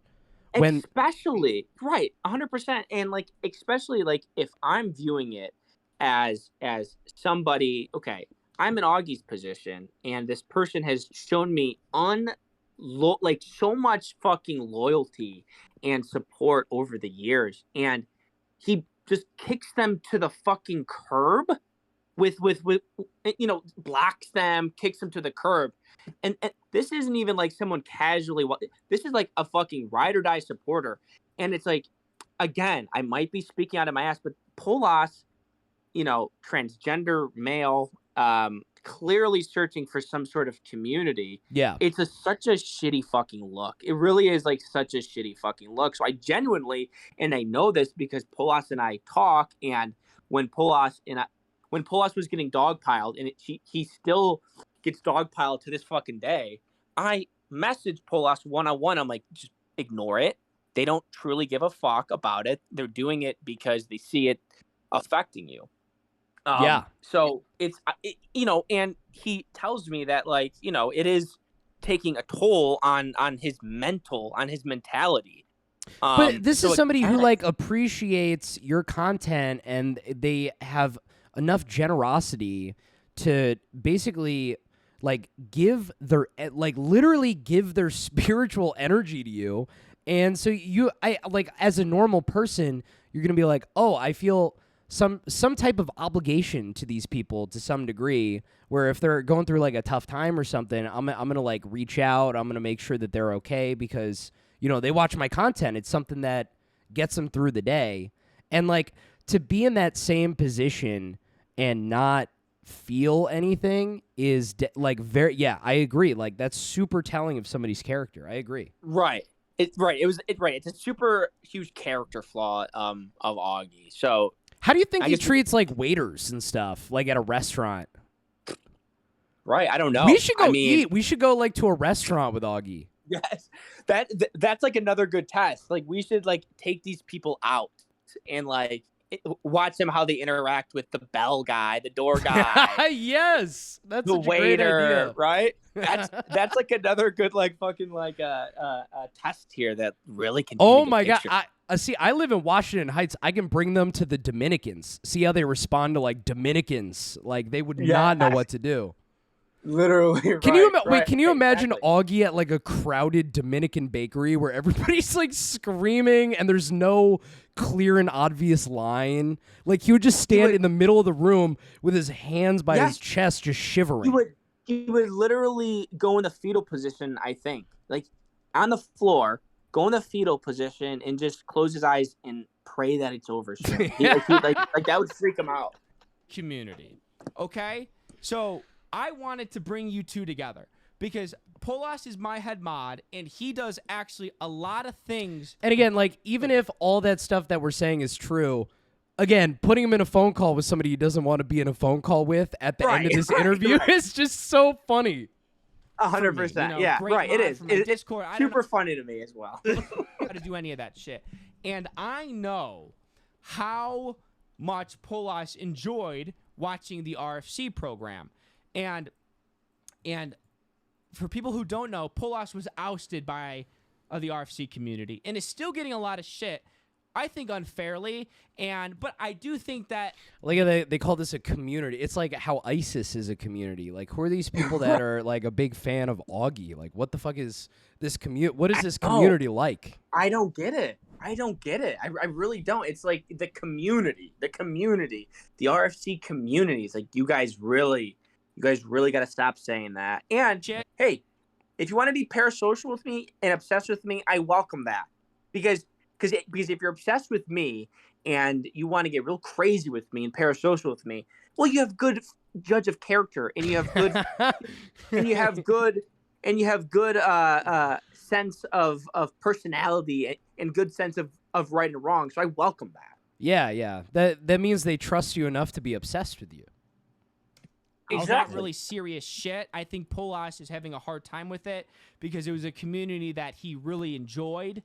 See, how do you feel though if people started like getting obsessed with your wife and they started like talking about like all the things they want to do with your wife and how you interact with that? How do you feel about that? That would literally not even bother me because, again, it's if it's shit talk on the internet, and I recognize it as shit talk on the internet. Well, again, harmless shit to me. Yeah. I think I mostly agree, and I am agreeing with that with like the prior. People like get obsessed with Naomi. It's insane because I'm in an apartment, so she'll just like walk behind me. So sometimes people, they'll just get like obsessed with her. It's like insane. And that's such a normal thing, right? And it's like if you harp on it and you comment on the people that are obsessed about your girlfriend walking by the camera, well, they're just going to do it even more. And if it bothers you, then don't fucking feed into it. And the wife shit, right?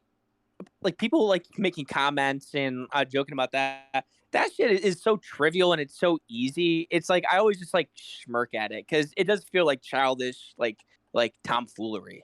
Yeah, it was ousted, but I also think that the shit that Polas is getting is kind of fun. It's not too hard, but I think it's unfair shit, and I don't care about Polas dealing with shit from the commentators.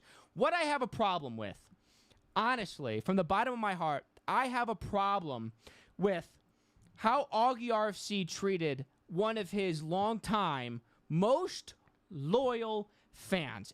And thanks for waiting here, Augie and Polas, because I'm really trying to paint a good picture for people who aren't familiar with. Polas was a ride or die for AugieRFC. And I mean, one of the... But it's like, how do you even become an AugieRFC ride or die? Like, I don't even understand how that's even possible. Well, with all due respect to Polas, he's a little retarded. Okay, all right, so that explains that, because I don't You know know what what I other mean? explanation there is. That's just crazy. Right. He's a little retarded. biggest fans of AugieRFC. One of the fucking biggest fans. Watched every second. Moderated. Donated when he could. Was there in the chat. Was active in the community 24/7. Augie ousted Polas because it came out that Polas had a parasocial relationship, meaning that he might have been a little too, admittedly, too obsessed with Augie. Wait, yeah, so what type of, I don't know how much you can go into this, but like what type of obsession are we talking about here? Is it like showing up to places? No, Is it... bro, it's literally like not even like real life shit. So to my knowledge, it was like he would like it was like he would just like I'm trying to remember, but it was just like being a fan and like talking about Augie to other people in the community, like maybe a little too much, and maybe implying that he had a crush on Augie at one point, and just like shit like that. That's You know what I mean? People say that shit about me. It's like, what am I gonna do about it? And like why would Augie fucking what difference does it care, make? man? Somebody Like- has a like, fucking why somebody can't have a crush on you. You're putting content. You're putting your fucking face on camera. You're talking. People aren't allowed to have a crush on you. Right. It's And weird. it's like, okay, and it like if it's your community, don't you want people talking about you? Sometimes I have to exactly. sometimes I have to yell at my fucking Discord because the conversation isn't enough on me. I'm like, well, okay, no, talk about me some more. Talk about me. You guys need to be talking about me. It's like it's like that, like even that like principle of everything is GAY. It's like, Yeah. what are you talking about? I make content because I like the attention. I like doing it. I want people to talk about the shit that I'm doing. It's so counterintuitive of Augie. And another thing, because I just saw it in the chat here. There's this new thing that's going around in the commentary community that they openly hate their fans, and they openly talk I mean, about. like, what the fuck is up with that? Like, what's the point of having Right. them there? Right. Like, so there's somebody like so Destiny's actually like an interesting example of this, because he'll go through fucking phases of like purging all the fans that hate him. It's like, why would you want people around? Like, it's oh my god, it's just insane. Why would you hate your fans? They love you. That's just like Right. insane. Right. I don't get it. They go, oh, fuck the fans. Fuck the chat. You know how many times I thank my chat for spending hours watching me? I love my chat. Are you kidding? It's like, why would I not love my chat? It like, doesn't think make about any it. sense. The people that are watching you, they're choosing to watch you. They're clicking on Yeah. your video to watch you in their real life. They're not some number. And they're like, fuck the fans, fuck what they want. I don't give a fuck. And even if it's tongue in cheek, even just like saying that, it is like almost like, okay, bro. And and I want your opinion about this. All right. So about 2 months ago, Augie's chat had, a decent amount of mods. There was a lot of blue wrenches in the chat. No coincidentally, a day before, he turned on his channel members and really started to push his channel members. He unmodded everybody. I think he unmodded everybody a day before the channel members went live, because he knew if there was people with blue wrenches and blue names in chat, they have no incentives to become a member to get a green. name in the chat. Oh So my God. It's the so fucking I these think- people play this shit like a Yep. slot machine, man. It's Isn't that like crazy? Isn't that crazy? Isn't that crazy? I didn't even I would stream on I just moved from Twitch to YouTube. The hierarchy of the cartoon character near your name drives people nuts. They want to be like the top rank on the channel or whatever. Oh Yep. my God, it's a sickness. It's literally like gambling. I don't know how to explain it. Isn't it crazy? He unmodded everybody, knowing that okay, they're gonna want to become channel members to get a green name back. And it was like something that like I picked up on, and it was like, okay, that's a little greedy, Augie. You're acting like a lot like Ethan Klein there. Really think that there's nothing wrong with that. And if I had a person that was obsessed with me, I would embrace it. So I wanted. Whoa, you think that now, buddy? That's gonna. Oh man. I have no The bigger problem. your channel gets, the more you're gonna wish you never said. I that, have but nothing I don't wrong know. with that. What? So I don't know, I man. frankly want to bring you two into a call together because I want you guys to break bread. Because I don't agree with punching down. I kind of do, but not to someone that doesn't make you do. content here, Augie. I mean, Polas was your biggest fan. Your biggest Wait, what fan. about AC? Well, AC Oh wait, he actually does make streams. He but made doesn't content really- and he started talking shit about me too, right? Okay, He started fair talking enough. shit about me too. But Fair enough. Polas was your fucking ride or die, and you know that, Augie. And I think the way you handled him was kind of shitty. I disagree. What did I do? What did I do wrong? I mean, he fairly like. Was that, I love the voice he's doing. What I do? What I do wrong? Yeah, what do you mean? What do you do? You just admitted you did nothing wrong and you won't apologize. Like, what are you talking about? Yeah, he's got this like nonchalant attitude that he's not a nonchalant guy. So him doing this act is like so transparent. I mean, I was kind of a shitty person for a little bit. Okay, Polas, you're ruining this whole thing here, honey. But actually, I think this is pretty interesting right here too, because we're actually seeing this dynamic between Polas and Augie, where like Augie has all this power over Polas, where he's like, no, I didn't do anything wrong, nothing. And then Polas is kind of like, oh, you might be right, blah, blah, blah. And we're like literally witnessing the power dynamic right here. You know what? And that's how it always was. It's like immediately Polas was like, I'm sorry, Augie. I'm sorry. And he's like, yeah, get the fuck out of here. It's like, okay. Yeah. I mean, I don't want to be like an asshole, so. Yeah, see, I don't want to be an asshole. I don't want to overstep my bounds. Just going to do everything to make Augie feel good because this person looks up to Augie to some degree, or at least that's what it seems like. And it's like, oh, man, because Augie has this fucking stone fence built around him right now. He is so defensive at this point of the conversation. I'm like all- neutral Right, about exactly. it.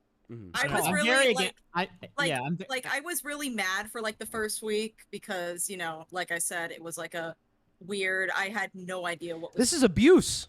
You're right. This is like abuse. He abuses his fans.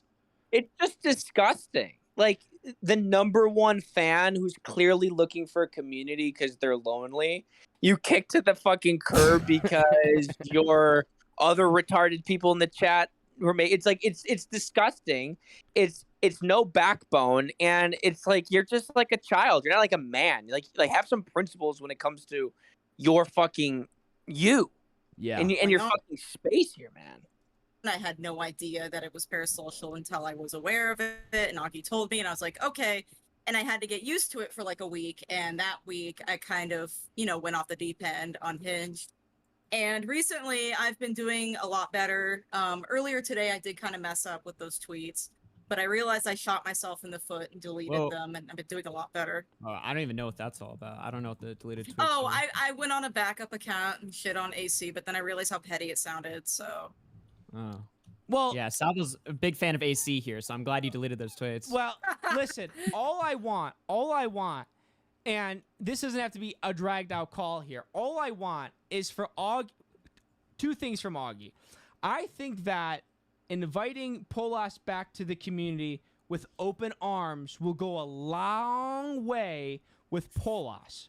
I think AugieRFC needs to be the bigger man here to a trans gesture and invite Polas back with open arms back into the RFC community. Are you willing to do that? Look, I don't control the community. Polis can do whatever they want to do. Oh my God. It's like, again, the defensiveness. Oh, what am I going to do? What am I going to do about it? It's like he's like a fucking, oh God, you just want to shake him. Whatever. My only thing was, I'm not sure if you can see the chat, but Polas is asking if you want her or him in here. Obviously too internety, so completely up to you. I don't Yeah. Just for a minute, if you want to go, Polas, if you're in my Discord, oh wait, how do I? That's actually, hold on, Polas. Yeah, if you want, I don't have Polas's info. If you want to drag them in. If they want to give some comments on this, they're more than welcome to. I mean, we're talking about them. That would definitely be unfair to not bring them on. Yeah, what are people saying in chat here? Have not been looking at chat. Sorry, guys. By the way, if you guys are new, if you want to join the Discord, feel free to join the Discord. That's kind of where everything happens. If somebody wants to post the link, I would appreciate it. Oh, we got Polas in here. What's up? Not much. I just wanted to, people were asking to have me on so I could explain a little bit. You guys actually have points, because like at the time I wasn't thinking that, and now you guys are making me realize there's like some points here, but I still stand by what I said. Yeah, so what's the parasocial shit? Like, what's the extent of the parasocial shit that That's Augie a good question. and others had such a problem with? The whole Paris, basically, I thought we were friends because I was in a group chat that only people who were mods of his his streams were in, and I just assumed everyone in that group, we were all friends. And also, I literally cannot back this up because I'm not in the servers or anything anymore, but he used to always say like, hello friends and good night friends, and my brain, I take things literal sometimes. So I took that a bit literal. Are you clinically autistic, Paula? I was going to ask the same thing. Okay. I was diagnosed with autism as a kid. Yes. Okay, so he's manipulating autistic people's emotions by tricking them with words to try to get them to like him more than they're supposed to. Like, what kind of fucking sick shit is this? I don't know if that's it. I just know that I took that literally. That's what it sounds like to me. I don't know. What do you think, Salvo? Yeah, I knew that Polas might have been confused about things. Polas is also pretty impressionable, and like if he's being pressured by people, tends to fold or bend the knee. That might be out of like a defense mechanism to not cause conflicts. So there's multiple qualities going on here that would lead Polas for some vulnerability, I would say, which it's so you thought Augie and you were friends. Yes. Like after that, it's like, because people always say like, oh, parasocial, you had a parasocial. But you were in a group chat with him though, so it's like, were you actually like talking to him? So last year around winter, there were a lot of voice calls with me and like other people who were mods. Okay, are you aware that that's not parasocial? If you're like literally communicating and talking to the person, that's not a that's a two-way relationship. That's what I thought. Yeah, was Augie on these calls, Polas? Yes, he was for some of them. That's not a parasocial relationship. That's not what that is. That's different. Oh shit. So it's like, what, like when like Alex Gekmo and Tomato Man and AC and Smaggle come after you, what are the points that they're bringing up? I don't remember what Smaggle said about me, But I know when Alex Gekmo always talks about me, he just says that I'm a loser who was parasocial to Augie and like wanted his seed or some shit. Okay. What That's the- literally what he says. I don't so- really care. I don't take him seriously So anymore. so it sounds like they're just making jokes and they're picking on you because you're taking it personally. But that doesn't. Okay, so like if they're doing that, and like I'm not really hearing anything that's like too fucking crazy, parasocial, dark twisted. I feel like you're just being picked on, which is, I guess okay, in a way. But AugieRFC kicking you to the curb because other people in his chat are picking on you. You know what I mean? It's like that's my issue. So when you and Augie, when I left the call and it was just you and Augie, like what was discussed then? Yes, yeah. I can't really remember everything, but from the stuff I do remember, it was mostly just him saying, I've had with parasocial stuff really bad experience with it, and so that's why something about how he reacted that way. I've had really bad experiences with parasocial stuff. So I mean, I don't know if you knew about the time that this girl stalked him for like months because like she wanted to fuck him. So I can kind of get where he's coming from, but at the same time, yeah, but that's not what you're doing though. yeah, I'm not. So that's not fair for him to put that on you. After he told me to stop, I actively stopped. Yeah, watching his exactly. streams and actively, yeah. So pull us like. Did Augie ever bring up like examples that you did that he didn't like? No, he didn't. I never asked, but like I never asked him, but maybe. So I what the fuck is should've. he talking about that he has all this problem with this parasocial shit? It doesn't sound like you did anything. I really didn't do that much compared to like. So why are his you last why are stalker. you apologizing to him then? I don't know. I just thought I did something wrong at the time because that's how everyone made it feel like I did.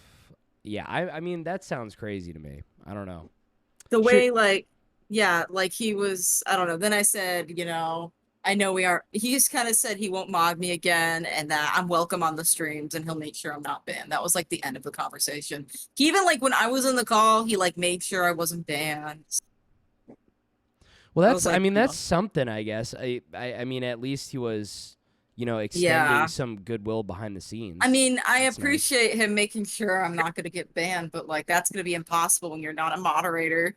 Like I don't know if you I don't know if Salvo was around for this, but for a while, people were bullying Jalen in Augie's chat. They would always time her out because they don't like her, and it got to the point where she had to get modded because she got fucking timed Dude, out this is so some much. like this is some fucking like creepy like high school mean girls shit.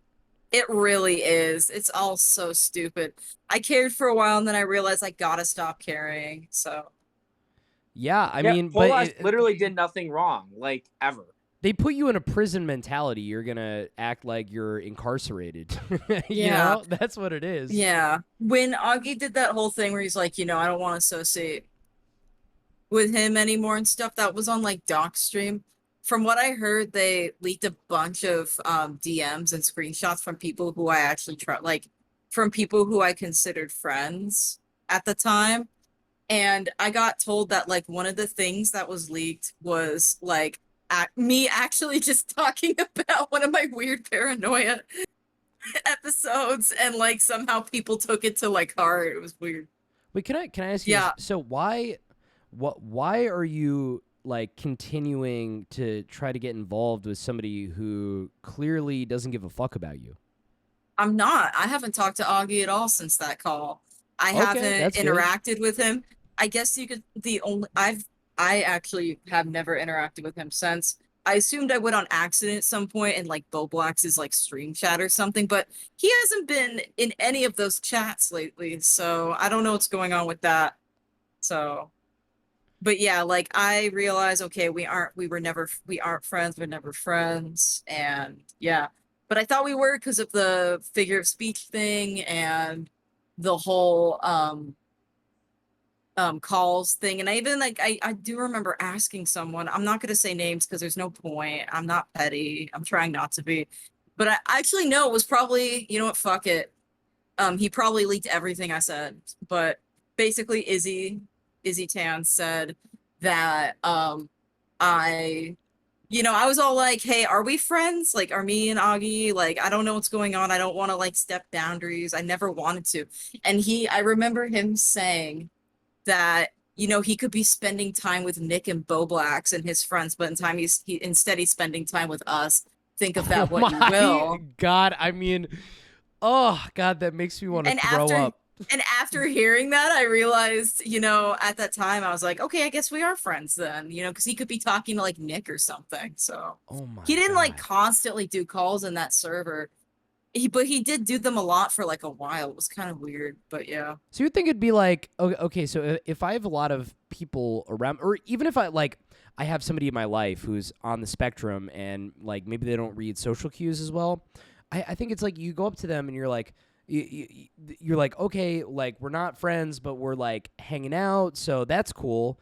Like he doesn't even have the goodwill of like trying to help you through like figuring out this relationship. You like literally have a disability, and he's like refusing to help you navigate this complex social situation. He knows. He knows that I'm autistic because I've talked about it before, and it's on my my Twitter bio and shit. And he's like, I don't know, man. I know all autistic people are different, but he was literally friends with Flamenco, who's autistic, and he's friends with Bo Blacks, who's autistic. So he probably just assumes that every autistic person's like the same or some shit. I don't know. I'm probably just rambling here, but because like Bo Blacks has much better social cues than me. But there are people like me who have shit social cues and are just winging everything. How many people in Augie's community do you think are like you and just like have a very tough time with navigating social shit? Probably a decent amount. I know like a couple of people. Give me a percentage here. 50. I don't. 50? Maybe I would say. Wow. Like probably honestly 50. They're very weird. That's crazy. I would say that honestly. And so he has an autism mind control device that he's using on you guys. I found Augie through Bo Blacks, so it's probably just a bunch of people who watched Bo Blacks first because he's autistic. So. Wow. I mean, CJ, it's like who else would enjoy Augie's content? Yeah, I mean, I guess I don't know. I was like, I don't know. I didn't really get into Augie's content at first, but then I liked his community, and then I realized I thought his content was funny at the time, and that his content used to be really good in like mid to late last year. I thought he did some good shows, genuinely. And then when did you get jealous when he started dating Keffel secretly? Did that get you jealous? What? Yeah, you know that him and Keffels have been secretly dating for like 3 months. They have to be. They have to be. That would be hilarious. You don't talk about someone that much unless you're, getting some on the side. Yeah, he looked up some Canadian videos from the past for sure. I would not, if that came out, I would not be surprised because I don't know. I mean, is he against Kiwi Farms too? He probably is because he gets talked about on there all the time. Before Kiwi Farms went down, I did read the commentary thread because it is interesting. I do not participate in Kiwi Farms. I'm a lurker.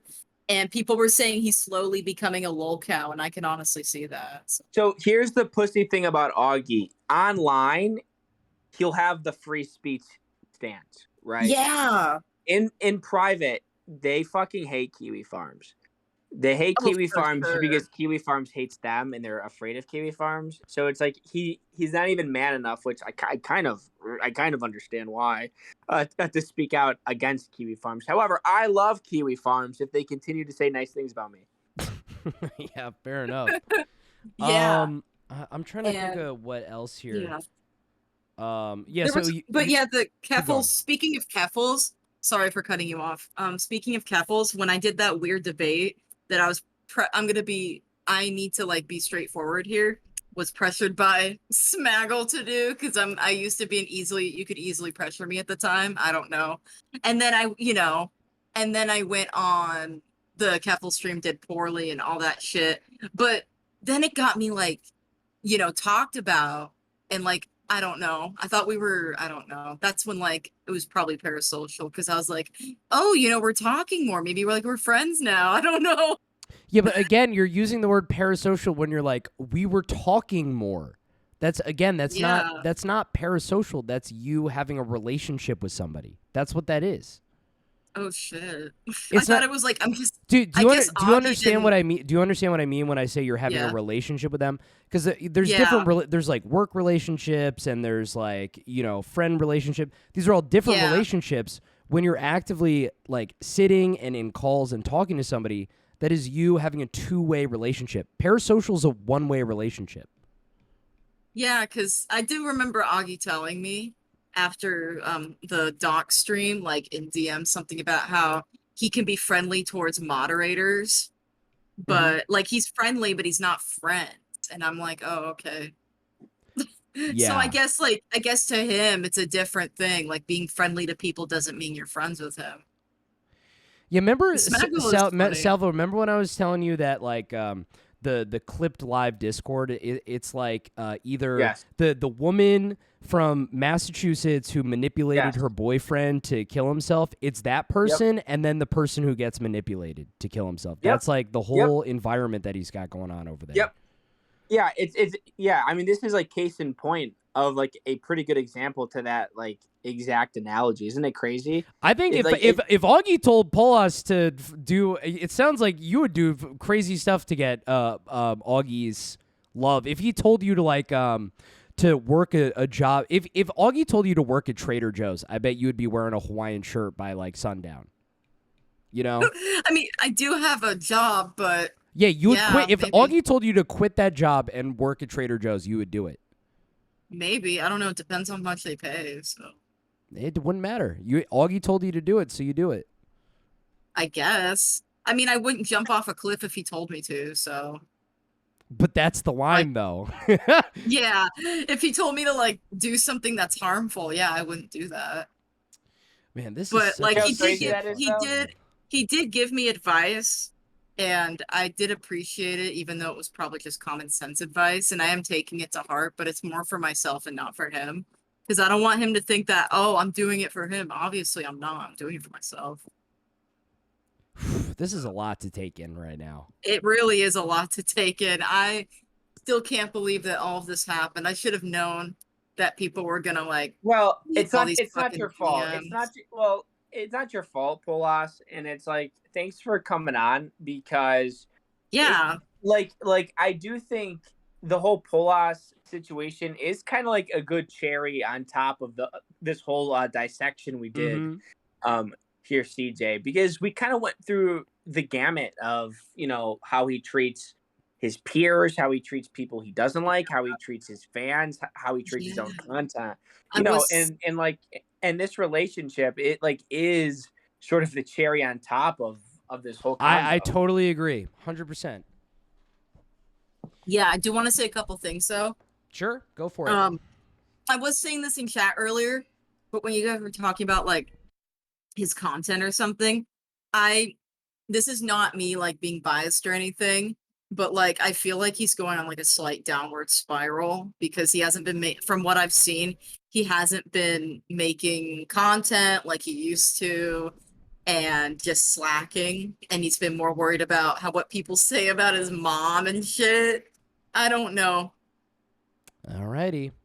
Gives me that energy. And there's like one more. Oh no, the one more thing is that I'm still, this whole thing just beyond is just still beyond insane, because like I'm still surprised that it happened. Like you guys said, it was a two-sided, but Augie never saw it as two-sided, so it was one-sided to him. Well, he didn't actually see or even feel that like you were doing anything wrong. He literally just listened to his chat.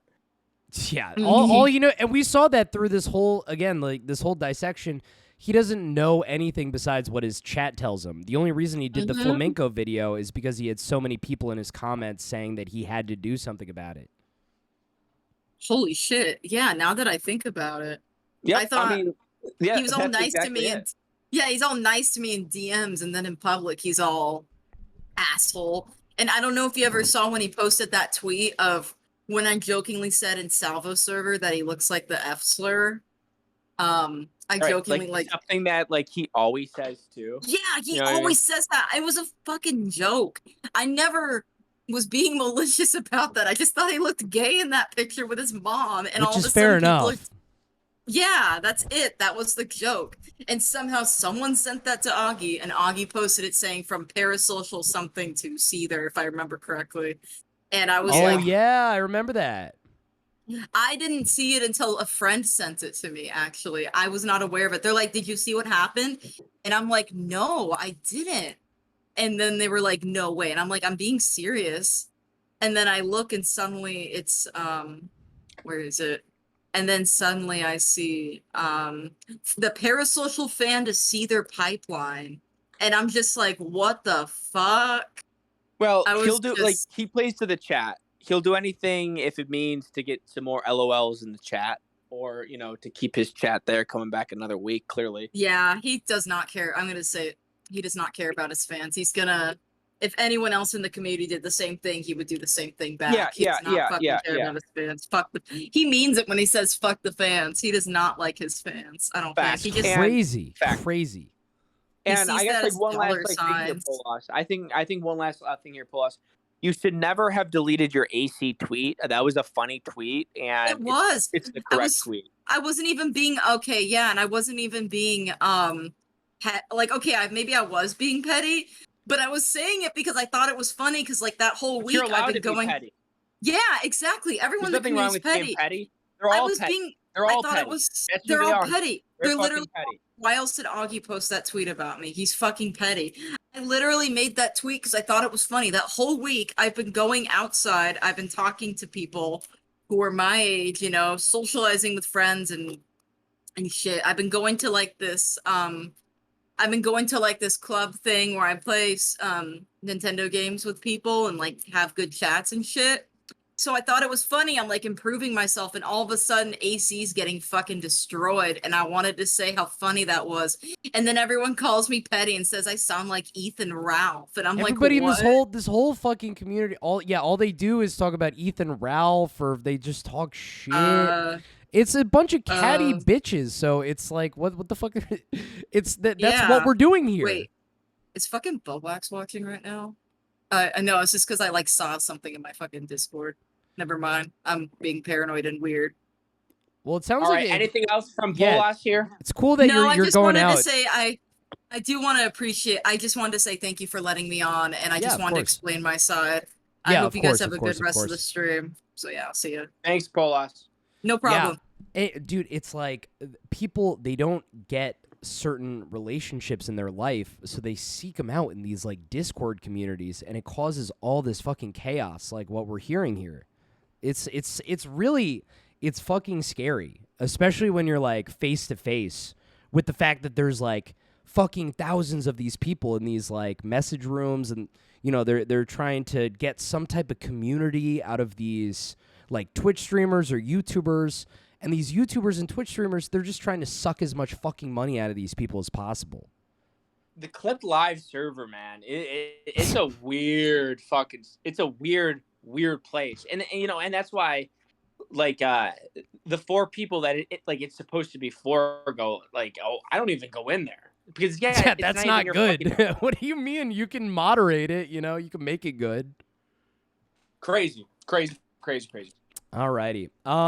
Well, yeah, I think that kind of puts a bow on it. Anything in like sort of closing you wanted to add about all this stuff? Anything you wanted to add? Feel free. Go ahead. Hold on. I'm meeting Nilla Wafers. Okay, yeah. I think it was a great call. I think I had a lot of fun talking to you. Great stream. You have great streams. Every time I tune in, it's shit that I genuinely enjoy watching. So glad that you're streaming more. Glad that we have this connection going back and forth. Keep it up, man. Appreciate glad to you. come back anytime. Awesome. Thank you, Salvo.